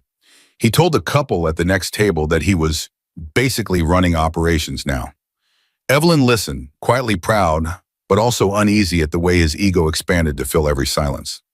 On the drive home, city lights sliding across the windshield, he glanced at her dress and said, almost offhand, next time we go somewhere like that, maybe wear something a bit nicer, more professional. You looked kind of cheap tonight. The words hit harder than he expected. Her hand moved instinctively to her stomach. She looked out the window so he wouldn't see the tears forming. She didn't argue. She didn't remind him she'd chosen that dress because he once said he loved it. She just went quiet, the memory of his, that's great, echoing in her head. As they pulled into their apartment complex, his phone buzzed. He checked the screen and smirked. A new number, it's Brianna, in case you ever need a second opinion on those big decisions. He saved it without thinking. What Evelyn didn't see and wouldn't piece together until much later was that Mark had shared his promotion news with Brianna at lunch, long before he drove his wife to Seattle. And that text, casual and work-related on the surface, would become the thread connecting late-night messages, working late excuses, and hotel receipts. By the time the spring heat settled over Tacoma that late April night in 2021, the air in the apartment felt thick enough to choke on. It was around 10 p.m. The windows were cracked, but no breeze came through, just the faint sound of traffic on South 72nd Street. Evelyn, now around 4 months pregnant, sat on the living room couch with the lights turned low, one hand absently rubbing her rounding belly. Mark was late, again. He'd texted at 6:42 p.m., running behind. Month-end reports. Don't wait up. She texted back, "Okay, everything all right?" The message showed delivered. No reply. By 10, worry sat in her throat. She replayed the last few weeks, him coming home later, smelling like liquor, brushing off her questions with, "It's part of the job now," talking about happy hour with the team and networking. She didn't want to be the controlling wife, but she was pregnant, and he was disappearing one evening at a time. When the front door finally opened, the smell hit her before he even stepped inside. Alcohol, sweat, and a floral perfume that wasn't hers. Mark stumbled slightly as he toe-kicked his shoes off, dropping his keys onto the floor instead of the hook. "Why is it so dark?" he muttered, like the lighting offended him. Evelyn stood slowly. "Because it's late. I was waiting for you. Are you okay?" He plopped his backpack onto the console table with a thud. "I'm fine. I'm the one paying most of the bills, remember?" Long days come with the promotion. Even with his raise to about $92,000, his tone carried a resentment that had been growing since the promotion dinner. Like every good thing came with a grudge. "I just wanted to make sure you were safe," she said carefully. He scoffed, dropping onto the couch. "Safe? I'm out working my ass off so you can sit at home with your little part-time hours and doctor appointments, and you want a check-in report?" Her chest tightened. "Mark, I'm not asking for a report. I'm asking if you're okay. You've been drinking." "Everyone drinks," he snapped. "I just got promoted. You think I'm gonna nurse a glass of water while everyone else celebrates?" She stepped a little closer but kept her voice level. "I'm not saying you can't celebrate. I worry when it's this late and you don't answer." "There it is," he said, standing up abruptly. "Worry, nagging. You always have something to say about what I do." He was taller, and tonight he was unsteady, eyes glassy. The room suddenly felt smaller. "I'm not nagging," she said quietly. "I'm scared. For you. For the baby." His gaze dropped to her stomach, then snapped back to her face. "Don't put this on the baby. You wanted this. You wanted a kid while I'm trying to build a career, and now every time I breathe wrong, you act like I'm ruining your life." The unfairness of it hit her, but she swallowed it back. "I never said that." She started to move past him toward the hallway, wanting space to breathe, but he stepped in front of her. "Don't walk away when I'm talking to you, Till," he said. "I'm not walking away. I just need a second." He grabbed her upper arm. It wasn't a gentle hold to keep her there. It was a hard, impatient squeeze. Pain shot through her shoulder. She winced. "Mark, let go," she whispered. Something in his face shifted. Not remorse, not yet. A challenge. "Why do you always have to push?" he snarled. "You should be grateful you don't have to worry about real pressure." Her heart hammered. "You're hurting me." She tried to pull away. His hand tightened once more. And in the same motion, his other hand swung. The slap wasn't cinematic or slow. It was fast, messy, clumsy with alcohol, his palm connecting with her cheek hard enough to make her stumble backward. The shock did more damage than the impact. She caught the edge of the coffee table with her hip, pain blooming there too, and half fell onto the rug. For a moment, the room blurred. Her ear rang. Her cheek burned. Her first instinct wasn't to scream. It was to freeze. She looked up at him, wide-eyed, one hand instinctively covering her stomach. His expression flickered. Anger, then horror, then panic. Evie, I'm sorry," he said, dropping to his knees beside her arm. I don't know what I'm doing. Work is insane. They're dumping new responsibilities on me. I'm stretched so thin. His words sounded far away, muffled.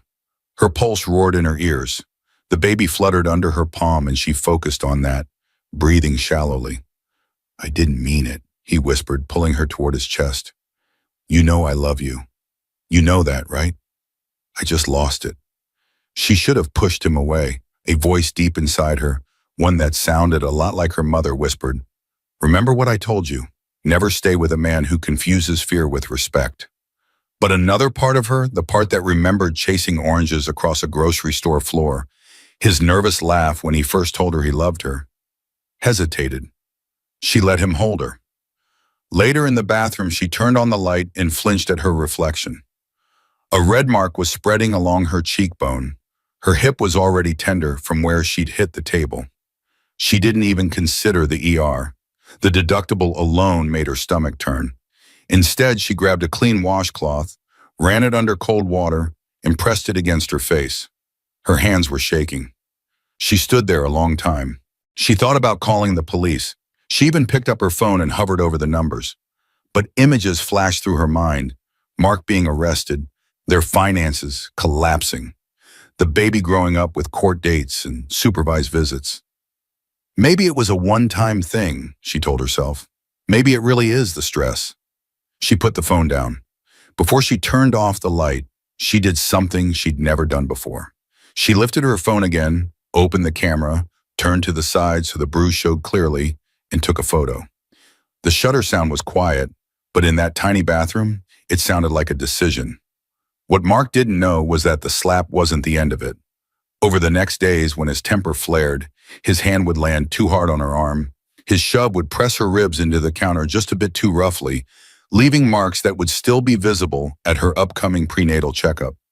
And what she didn't know was that those bruises wouldn't just be pain. They'd be evidence.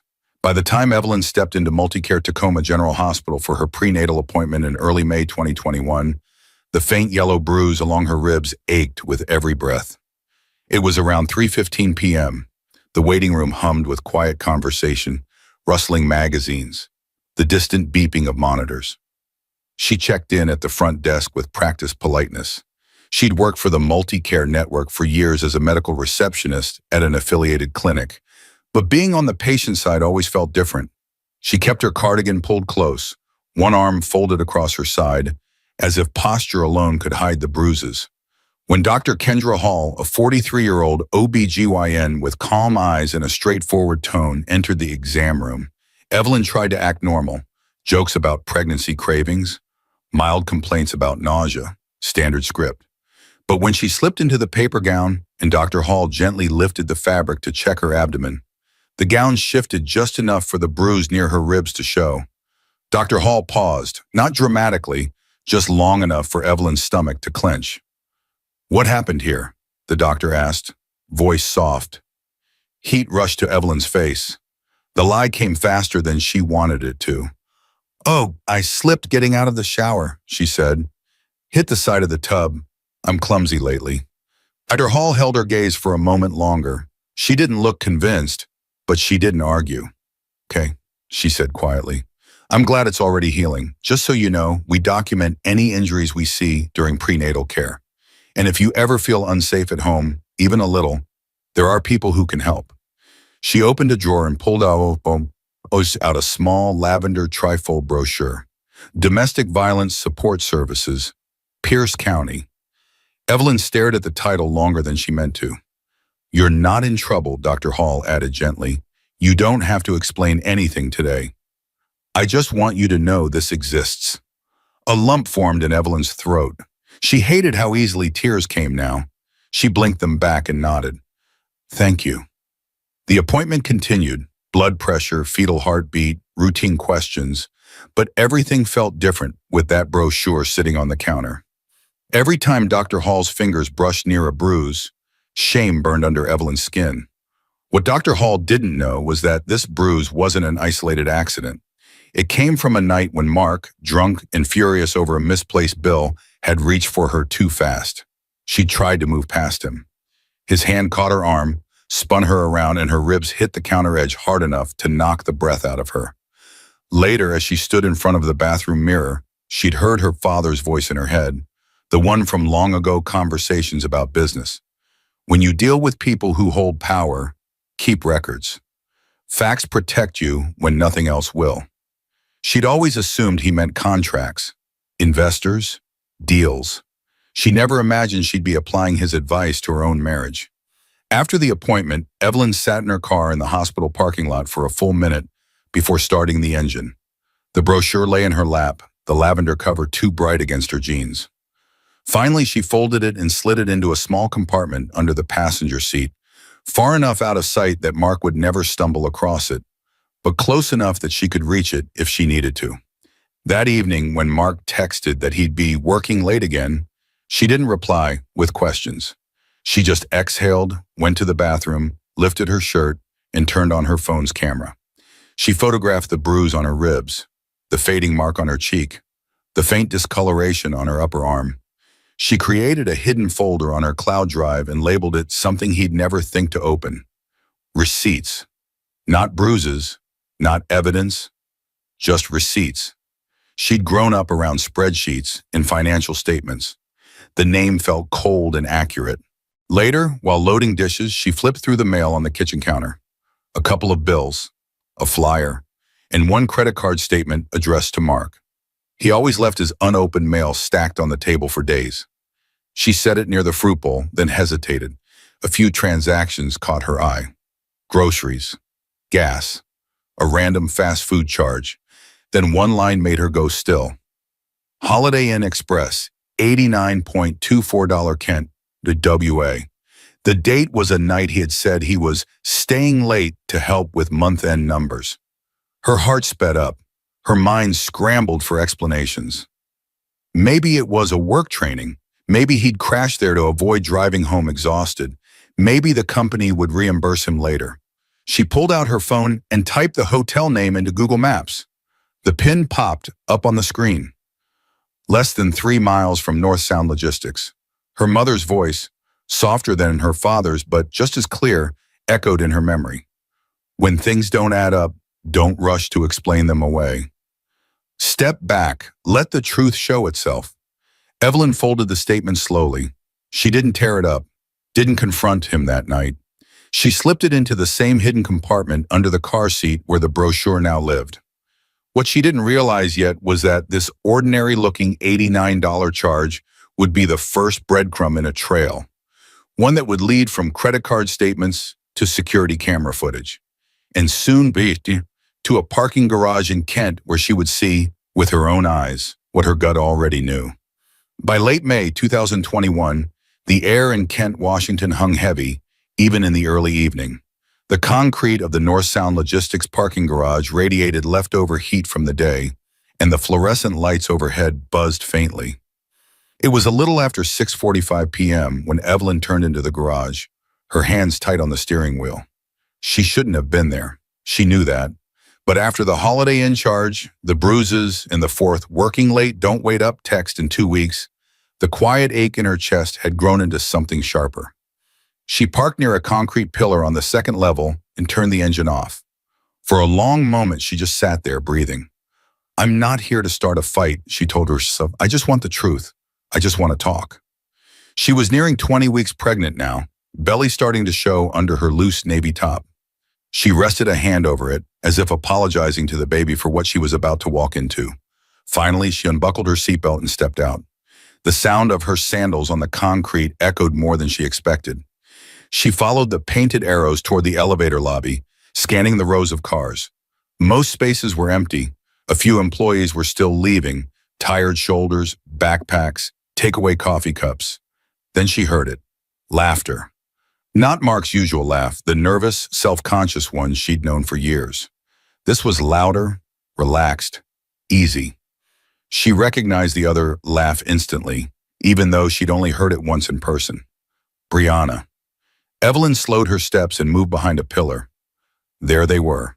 Mark, in his button-down shirt with the sleeves rolled up, leaning against the wall near the elevator.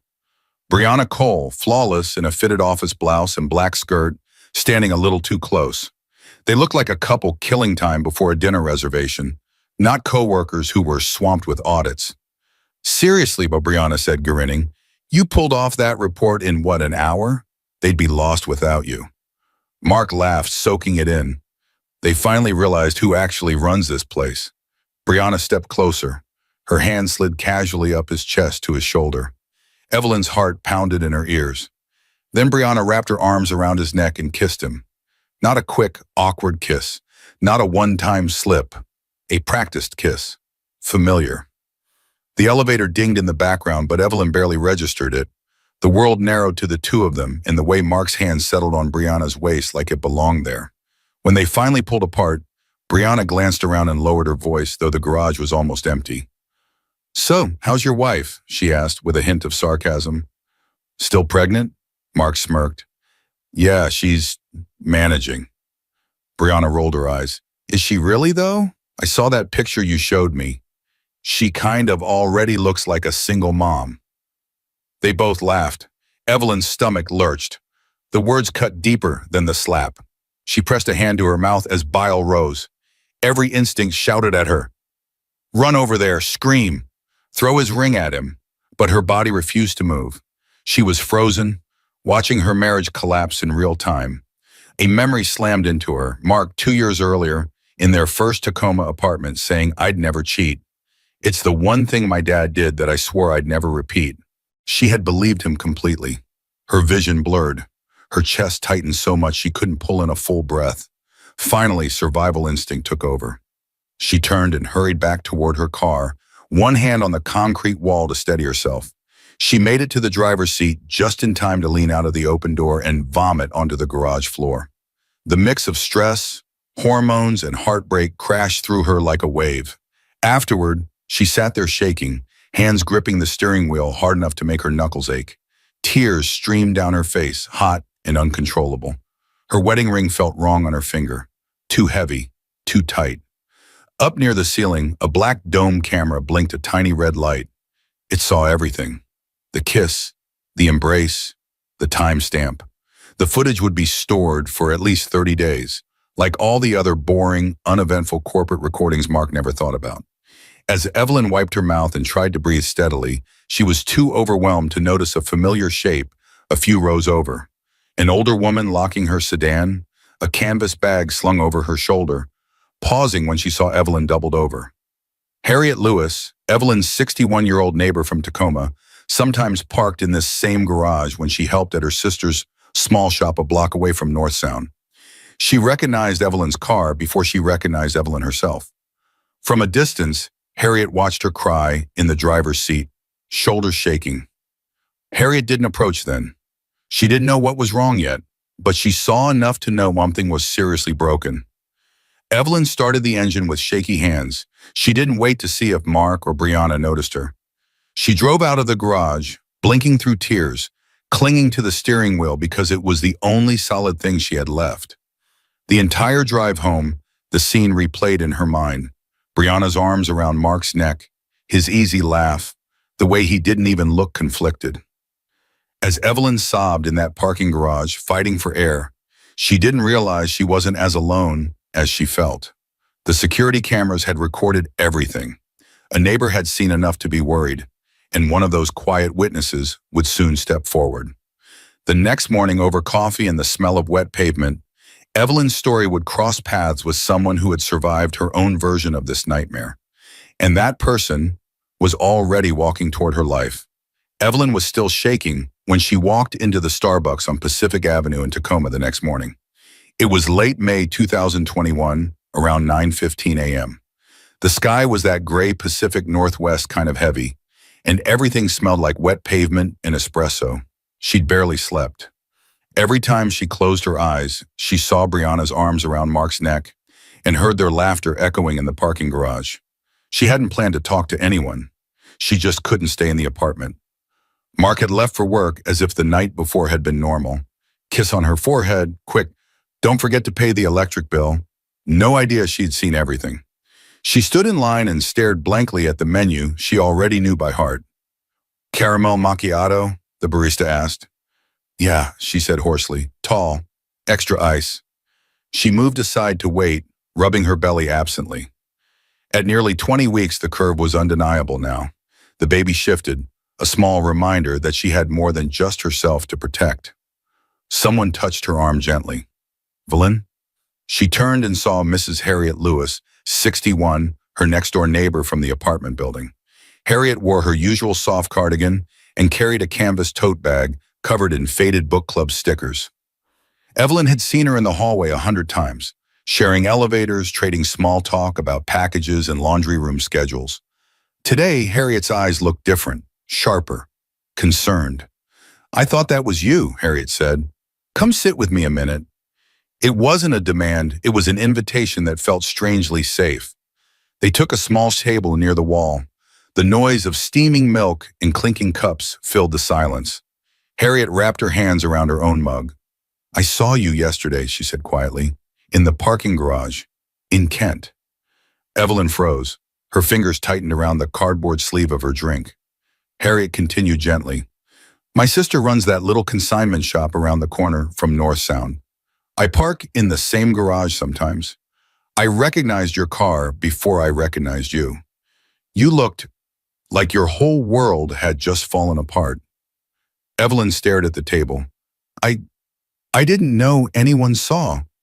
"No one cries like that if everything's okay at home," Harriet said, voice soft. "And it's not the first time I've been worried." Evelyn looked up, startled. "What do you mean?" Harriet sighed, choosing her words carefully. "Our walls are thin, honey. I've heard Mark on the phone late at night, talking to someone named Brianna, not like a colleague, like," she hesitated, "like a man trying to impress a woman who isn't his wife." The name hit like a slap. Evelyn swallowed hard. "I saw them, kissing, in the garage." Harriet's eyes filled with sympathy, not surprise. "I'm so sorry." Evelyn's throat tightened. "I don't know what to do. I'm pregnant.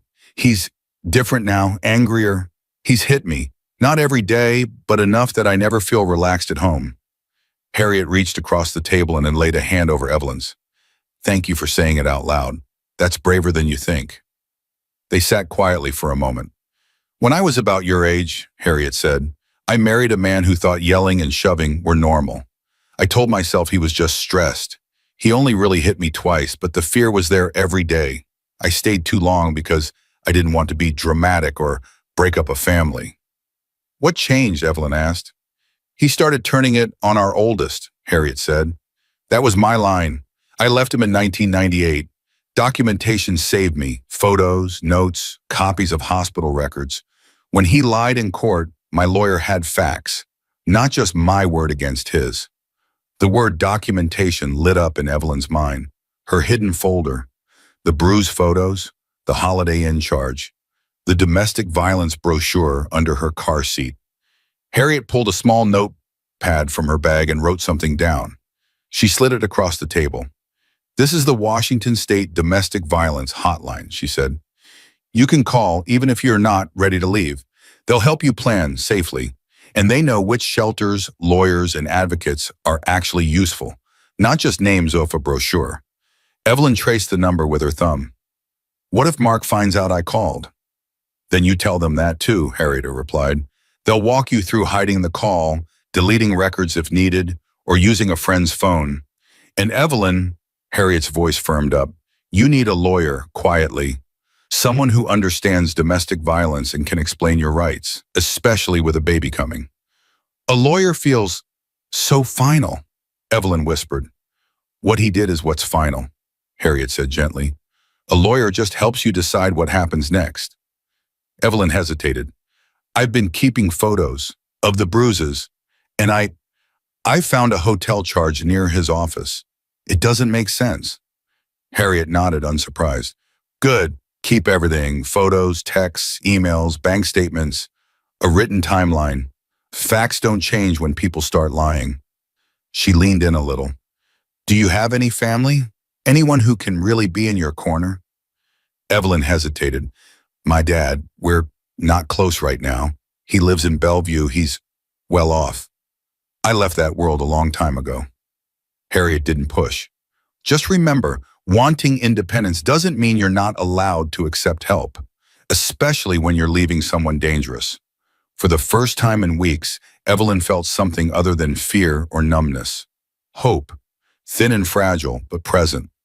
She slipped the hotline number into her phone case, between the plastic and the cover. Hidden but reachable. As she left Starbucks, she didn't know yet that her first deliberate call for help wouldn't be to the hotline. It would be to the man she'd spent 4 years avoiding. The man who would be furious he hadn't known. Her father.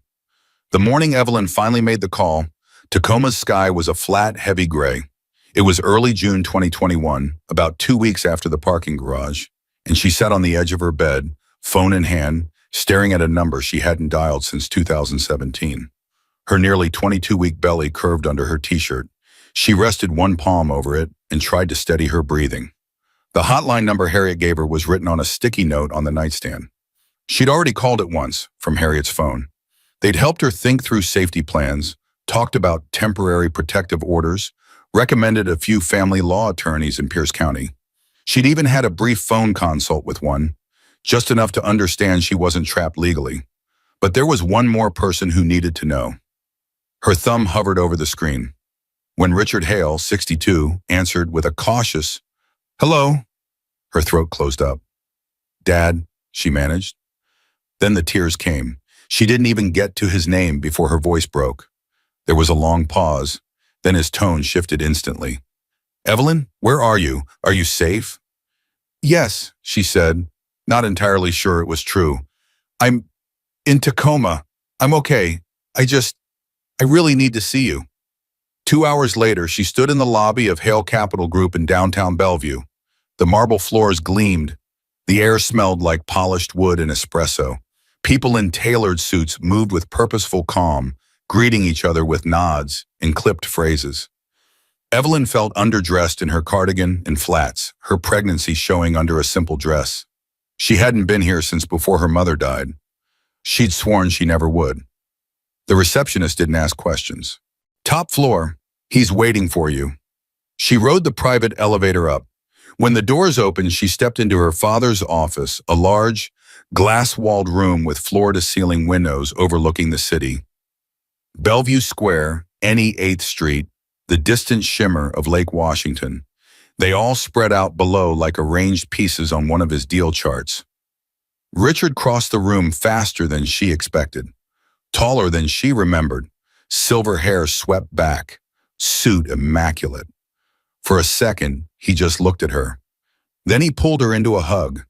It knocked the air out of her in the best possible way. "I'm sorry," she choked out against his shoulder. "I should have called sooner. He pulled back just enough to see her face. His eyes moved from her eyes to her cheek, to the careful way she held herself, to the curve of her stomach. His expression changed. "Who did this to you?" he asked quietly. There was no business tone now, just controlled fury. "Mark," she whispered. The name tasted wrong. He gestured to the chair in front of his desk. "Sit, start from the beginning, and don't leave anything out." She started with the good parts, how they met at the grocery store, the early kindness, the way he'd made her forget for a while that she was the daughter of a billionaire. Then she moved into the rest.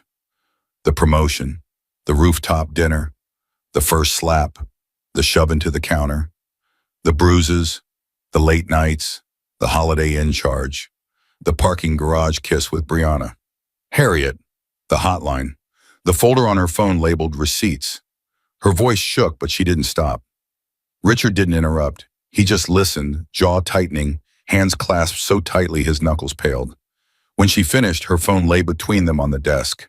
The screen was open to her hidden folder. He picked it up carefully, scrolling through the photos. Bruises, hotel screenshots, call logs, a picture of the brochure Dr. Hall had given her. He opened the Notes app and saw dates and short descriptions. April 24th, first time he hit me. May 3rd, bruise on ribs. May 26th, saw him kissing coworker in garage. "You did exactly what you should have," he said, voice low. "You documented." "I didn't know what else to do," she said. "I didn't want to come back to you and just fall into your money again. That's why I left, remember? After Mom died." He winced. The old wound between them pulsed. "I know why you left," he said softly. You didn't want your life dictated by my bank account or the media. I respected that, even if I hated it. He exhaled slowly. I checked in from a distance, you know. When I eventually found out you'd married someone named Mark Turner, who worked in logistics, my team pulled a basic file. HR records, LinkedIn, nothing invasive, just enough to know he was at North Sound Logistics. North Sound, Evelyn repeated, stunned. You know that company? His jaw tightened. I own 67% of it through Hale Capital. Her brain scrambled to catch up. So, Mark works for your company? One of them, he said, which makes this more complicated and also simpler. He set her phone back on the desk, screen dark now.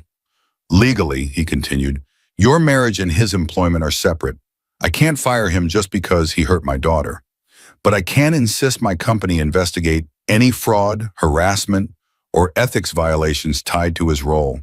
And based on your documentation in that hotel charge near his office, he tapped the desk lightly. I'd be surprised if his hands were clean at work. She remembered the credit card statement. Some of those hotel and restaurant charges were on his personal card, but he mentioned company cards sometimes. I didn't pay attention then. He opened a drawer and took out a legal pad. I'm going to have the CEO initiate a quiet internal audit focused on expense reports and conduct for his position. HR and legal will handle it officially. If he's misusing company funds, if there's sexual misconduct with his subordinate, that's grounds for termination on its own. What about me? She asked, voice small. About the baby?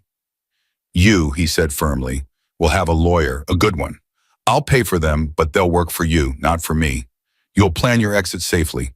That means no dramatic confrontations, no announcing you're leaving until you have a protection order lined up and somewhere safe to go. Understood?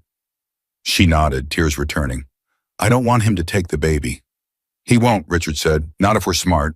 Between your documentation, your doctor's notes, your neighbor's testimony, and his impending employment record. His eyes darkened.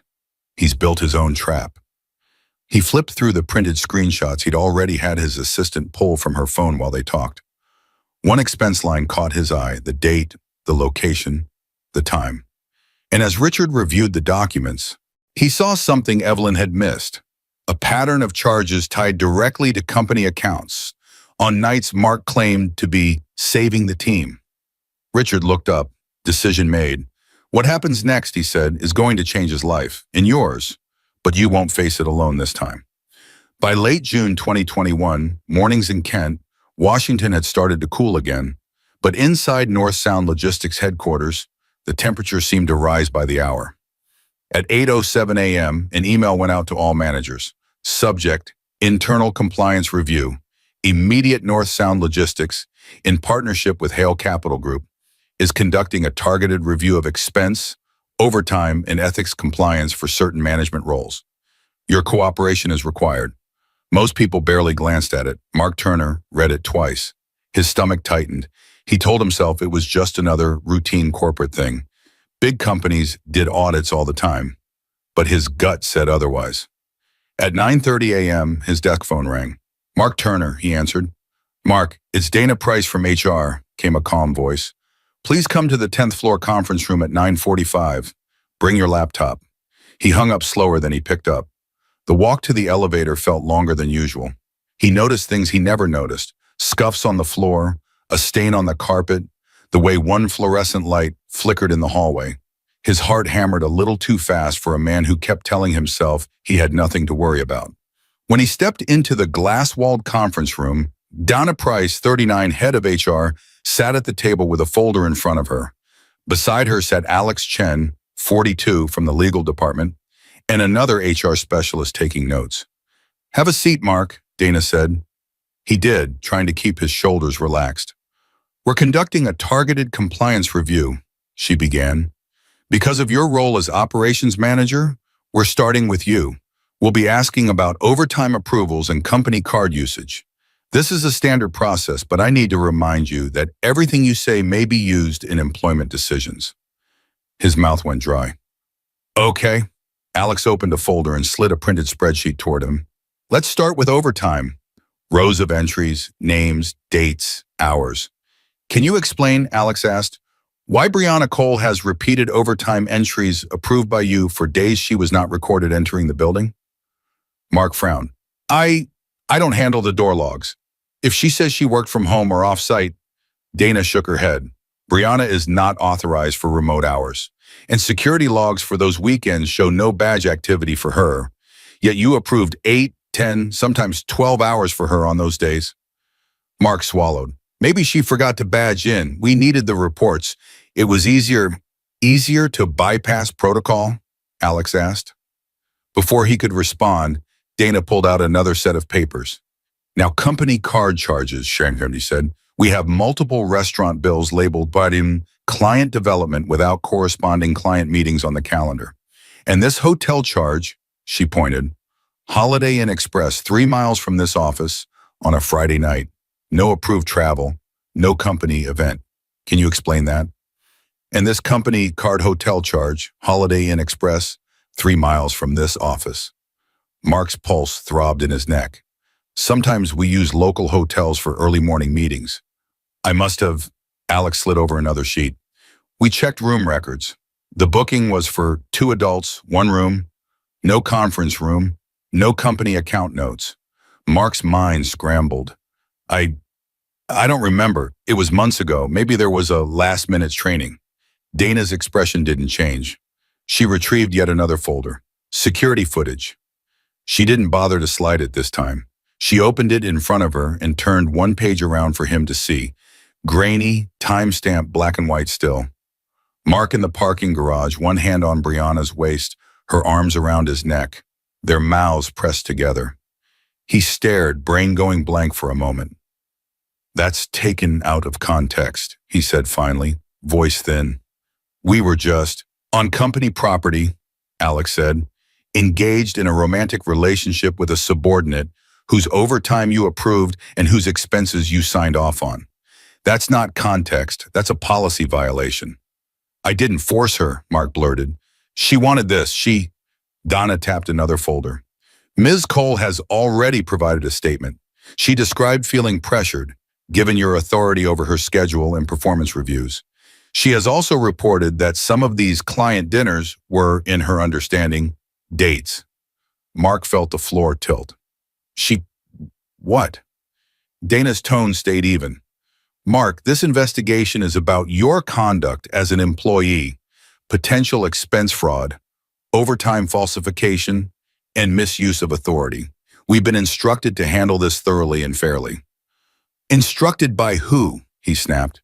By the board, Sir Alex said, including the majority owner. Mark blinked. He'd been at North Sound long enough to know the company had a big investor, but he'd never dealt with them directly. They were a name on an ownership chart, nothing more. What happens now? He asked, trying to keep his voice steady. You'll be placed on administrative leave effective today, Dana said. You'll keep your pay and benefits while we complete our findings. You're required to submit a written statement responding to these points by 4 p.m. tomorrow. After that, you'll attend a formal review meeting. You'll receive the details by email. A review with who? He pushed. With HR, legal, and a representative from the board, Alex replied. He opened his mouth to protest, but the words tangled. He settled on, this feels like a witch hunt. Dana didn't flinch. This is a compliance investigation, Mark. The best thing you can do is be honest. They dismissed him gently but firmly. He walked out of the conference room, feeling like everyone in the hallway was watching him, even if no one looked up. Back at his desk, he grabbed his personal bag and laptop charger. His inbox pinged from HR Dept. Subject, administrative leave confirmation and review notice. He skimmed it. Review date, July 23rd, 3:20 p.m. Location, 12th floor boardroom. He stepped into an empty stairwell and dialed Brianna. What did you tell them? He demanded when she picked up. Her voice came out hushed. Mark, I can't talk about this. HR told me. You told them I pressured you? He hissed. That I told them I felt like saying no might hurt my job, she said. Because it did. You controlled my overtime, my schedule. They showed me the policy. I'm not losing my job over this. So you just threw me under the bus, he snapped. I told them my side, she replied. You're the manager. I'm not. The line clicked off. Mark leaned his forehead against the cool concrete wall of the stairwell. He still didn't know that this wasn't some routine HR exercise. It was the beginning of the end, ordered by a man who'd sat across from his daughter, scrolling through photos of bruises and bank statements. And sitting quietly in Tacoma, carefully acting normal around him, that daughter was already planning her life after the review. By late July 2021, the air in Kent had that faint early fall crispness. But inside the 12th floor boardroom at North Sound Logistics, it felt stifling. At 3:20 p.m. sharp, the time stamped on his review notice, Mark Turner pushed open the glass doors. He'd spent the last few weeks on paid leave, pacing his apartment, oscillating between anger and terror. He expected HR, maybe legal, maybe a senior executive. He did not expect Richard Hale. The man sat at the head of the long mahogany table, suit immaculate, expression unreadable. Around him sat Dana Price from HR, Alex Chen from legal, the company's CEO, 2 board members, and a corporate attorney. A neat stack of folders rested in front of Richard. Mark froze for a second, then forced himself to walk in. Mr. Hale, he said weakly, I didn't know you'd be here. That's clear, Richard replied, voice calm but cold. Have a seat, Mr. Turner. Mark sat, palms damp. Dana began formally. Mark, this is a disciplinary review meeting regarding potential violations of company policy, including expense misuse, falsification of overtime, and breach of our ethics code. You've received the summary of findings. This is your opportunity to respond before the board decides on next steps. Richard opened the first folder and slid a sheet toward Mark. Let's start with money, he said. The printout showed company card charges, restaurant bills, a hotel stay, a clothing purchase, all highlighted. These are expenses you submitted and approved for yourself, Richard said. We found no corresponding client meetings, travel authorizations, or project documentation. They were work-related, Mark insisted. Relationship building with staff, late-night reporting, Alex cut in. We interviewed the alleged clients. None recall these dinners. In fact, one of these restaurant charges coincides with a night your team's time cards show no late work. Richard tapped one line. Holiday Inn Express, Kent. 1 room, 2 adults. No training, no conference, no corporate event on record. Care to explain? Mark's mind flashed to Brianna, laughing in that room, wineglass in hand. It was a mistake, he muttered. It shouldn't have been on the company card. I meant to reimburse it. You didn't, Alex said. And you only mentioned reimbursement after this investigation began. Richard opened the next folder. Overtime. Donna slid him a spreadsheet. Multiple entries show you approving overtime for Brianna Cole on days she did not badge into the building. She has no authorization for remote work. Mark's voice sharpened. She worked off-site sometimes from home. We confirmed with IT, Alex said. No remote logins on those dates. Yet she was paid for up to 12 hours. Dana's tone stayed professional. Mark, this is falsification of company records. That alone is grounds for termination. Richard opened the third folder and didn't bother sliding it over. Security footage, he said. The top still showed exactly what Mark expected. Him and Brianna in the parking garage, her arms around his neck, his hand on her waist. Another showed them entering the hotel lobby together later that month, laughing. Relationships with coworkers aren't automatically a violation, Dana said, but when there's a power imbalance and you're approving overtime and expenses for that person and sexual conduct happens on company property, she let the sentence hang. That's not against the law, Mark protested weakly. Alex answered, this isn't a criminal court, Mark. It's an employment review. Our standards are higher than not illegal. He felt like the room was closing in. What happens now, he asked, voice smaller than he wanted. Now, son, Richard said, and we address what's not in the HR file but is very relevant to me as the majority owner. He opened a thin folder labeled with a name Mark hadn't expected to see in this context, Evelyn Turner. Inside were printed photos, bruises, a copy of a medical record from Multicare's prenatal clinic, documenting unexplained injuries. A short letter on an attorney's letterhead, summarizing concerns about domestic violence. Mark's heart stopped. "What is that?" he asked, even though he knew. "This," Richard said evenly, "is documentation of your behavior as a husband." Mark's eyes widened. "How? Why is that part of this? That's my personal life." Richard's gaze didn't waver. "Your personal life intersects with my daughter's safety." The words landed like a bomb. "Your daughter?"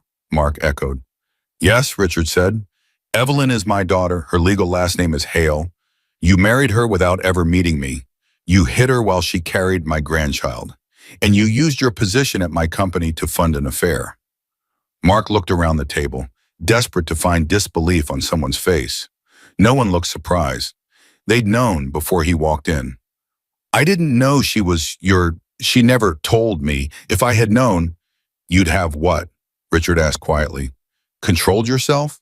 Behaved? Stayed faithful?" Mark floundered.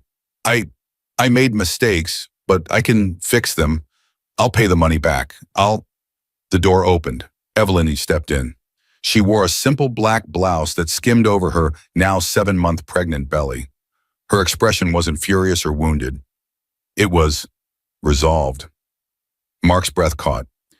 "Avi, thank God. Tell them—" She walked to the table and placed a stack of papers in front of him. The top page bore the heading, in re, "The marriage of Evelyn Hale Turner and Mark Turner, petition for dissolution of marriage. Pierce County, Superior Court." The petition stamp showed it had already been filed days earlier. His throat closed. "Avi, what is this?" "My lawyer filed them last week," she said calmly. "You'll be officially served soon. This is just a courtesy copy." He reached for her hand on instinct. She stepped back before he could touch her. "I can change," he said, voice frantic. "It was stress. I wasn't myself. The promotion." "You were yourself," she said quietly. "You just showed me a part you'd been hiding." He looked at Richard. "You can't fire me because of this. This is retaliation. This is—" Richard slid another paper forward. "We're not terminating you because you failed as a husband. That's between you, my daughter, and the court." Dana pushed a document toward him. "This is your official notice. Termination for cause. Primary grounds: expense fraud, falsified overtime, and ethics violations related to a subordinate employee. Effective immediately." Alex added, "Our obligation is to apply policy consistently. You misuse company funds and authority. That's why your employment is ending." The door opened again. 2 security officers stepped in and stood by the wall. Mark looked at them, then back at Evelyn. "You're really doing this?" She held his gaze. "No, Mark, you did this. I'm just done pretending you didn't." The security officers waited until he collected his bag and laptop. Company property would be returned downstairs. At the door, he turned back one last time.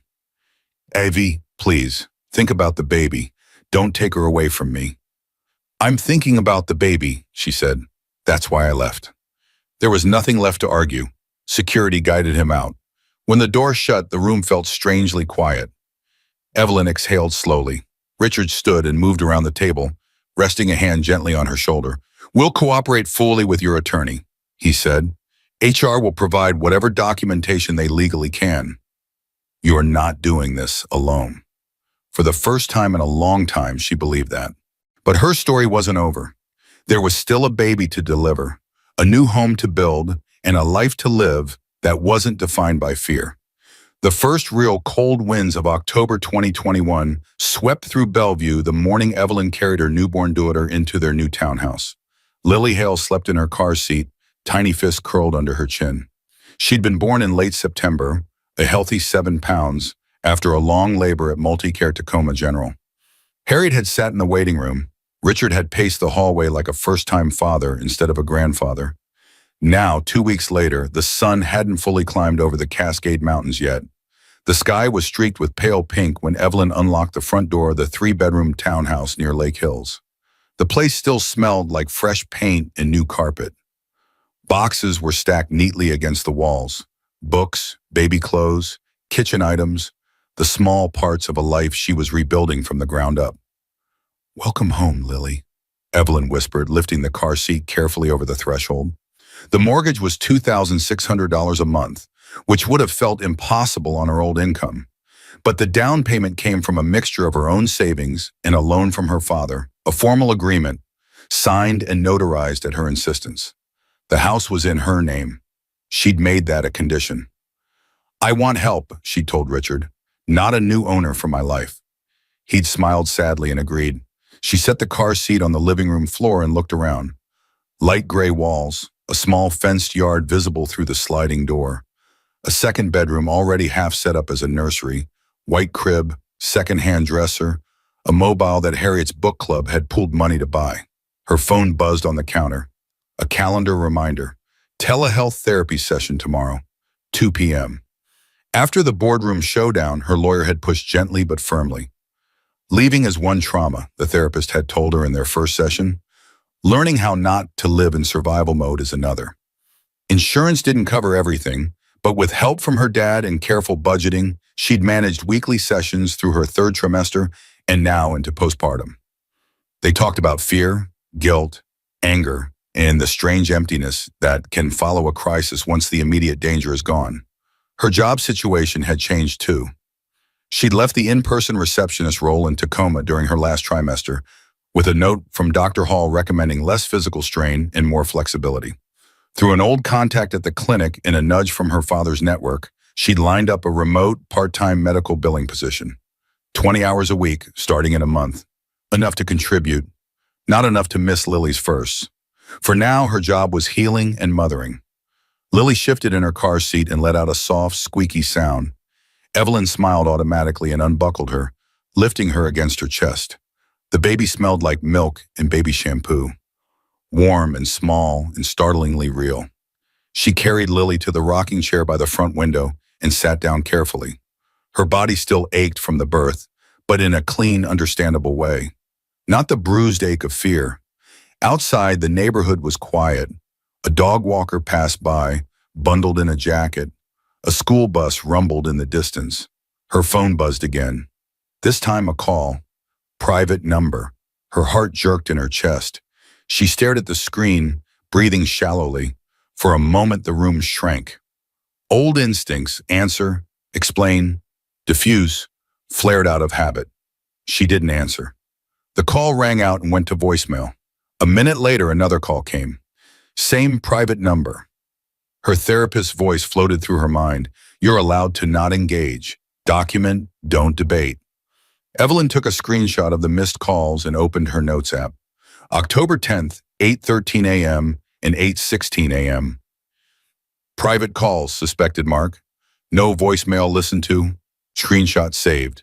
She uploaded the screenshot to a folder on her cloud drive labeled Legal Turner, shared with her attorney. Then she blocked the number. Not today, Mark, she said softly. Not ever again. Lily stirred against her and settled back down, unaware. The legal process was still ongoing, but the temporary protection order was in place. Her lawyer was confident. Between the documentation, the medical records, Harriet's testimony, and the HR file from North Sound, Mark's chances of getting anything more than supervised visitation were slim, especially until he completed counseling and violence intervention programs. The difference now was that his choices were no longer her responsibility. She rocked slowly, humming a lullaby she hadn't thought about in years. Her mother used to sing it when thunderstorms rattled the mansion windows in Bellevue. Back then, Evelyn had been protected by wealth and gates, but still surrounded by pressure. Now, in a smaller house with cheaper furniture, she felt more genuinely safe. She thought of the past year like a movie montage, making lunches in the dark, hoping promotion would make him happier. The first slap, the first whispered apology she didn't really accept. The bruise documented in a hospital record. The Holiday Inn charge that didn't fit. The kiss in the garage that cracked denial wide open. Harriet's steady eyes over coffee. Her father's silent rage in that office, high above Bellevue. Mark's face as security led him out of the boardroom. The moment Lily was placed on her chest, crying, then calming at the sound of her voice. She tightened her arms around Lily just a little. I thought losing him would destroy me, she said quietly. almost narrating to an invisible audience. But letting him lose me, that was the beginning of everything. If this was a video, this would be the part she'd look into the camera and ask, "What would you have done?" Instead, she pressed her cheek to Lily's soft hair and whispered, "We're okay now. You're safe. I'm safe. And that's what matters." Outside, the sun finally pushed fully over the horizon, sending bright gold light across the living room floor. It glinted off the corner of a framed photo on the unpacked box, her mother holding a much younger Evelyn. A new generation, a new start, a true new dawn. I hope you enjoyed watching this story as much as I enjoyed creating it. Like, share, and comment on the lessons you have learned. Let me know where you're watching from in the comments below. See you in the next video.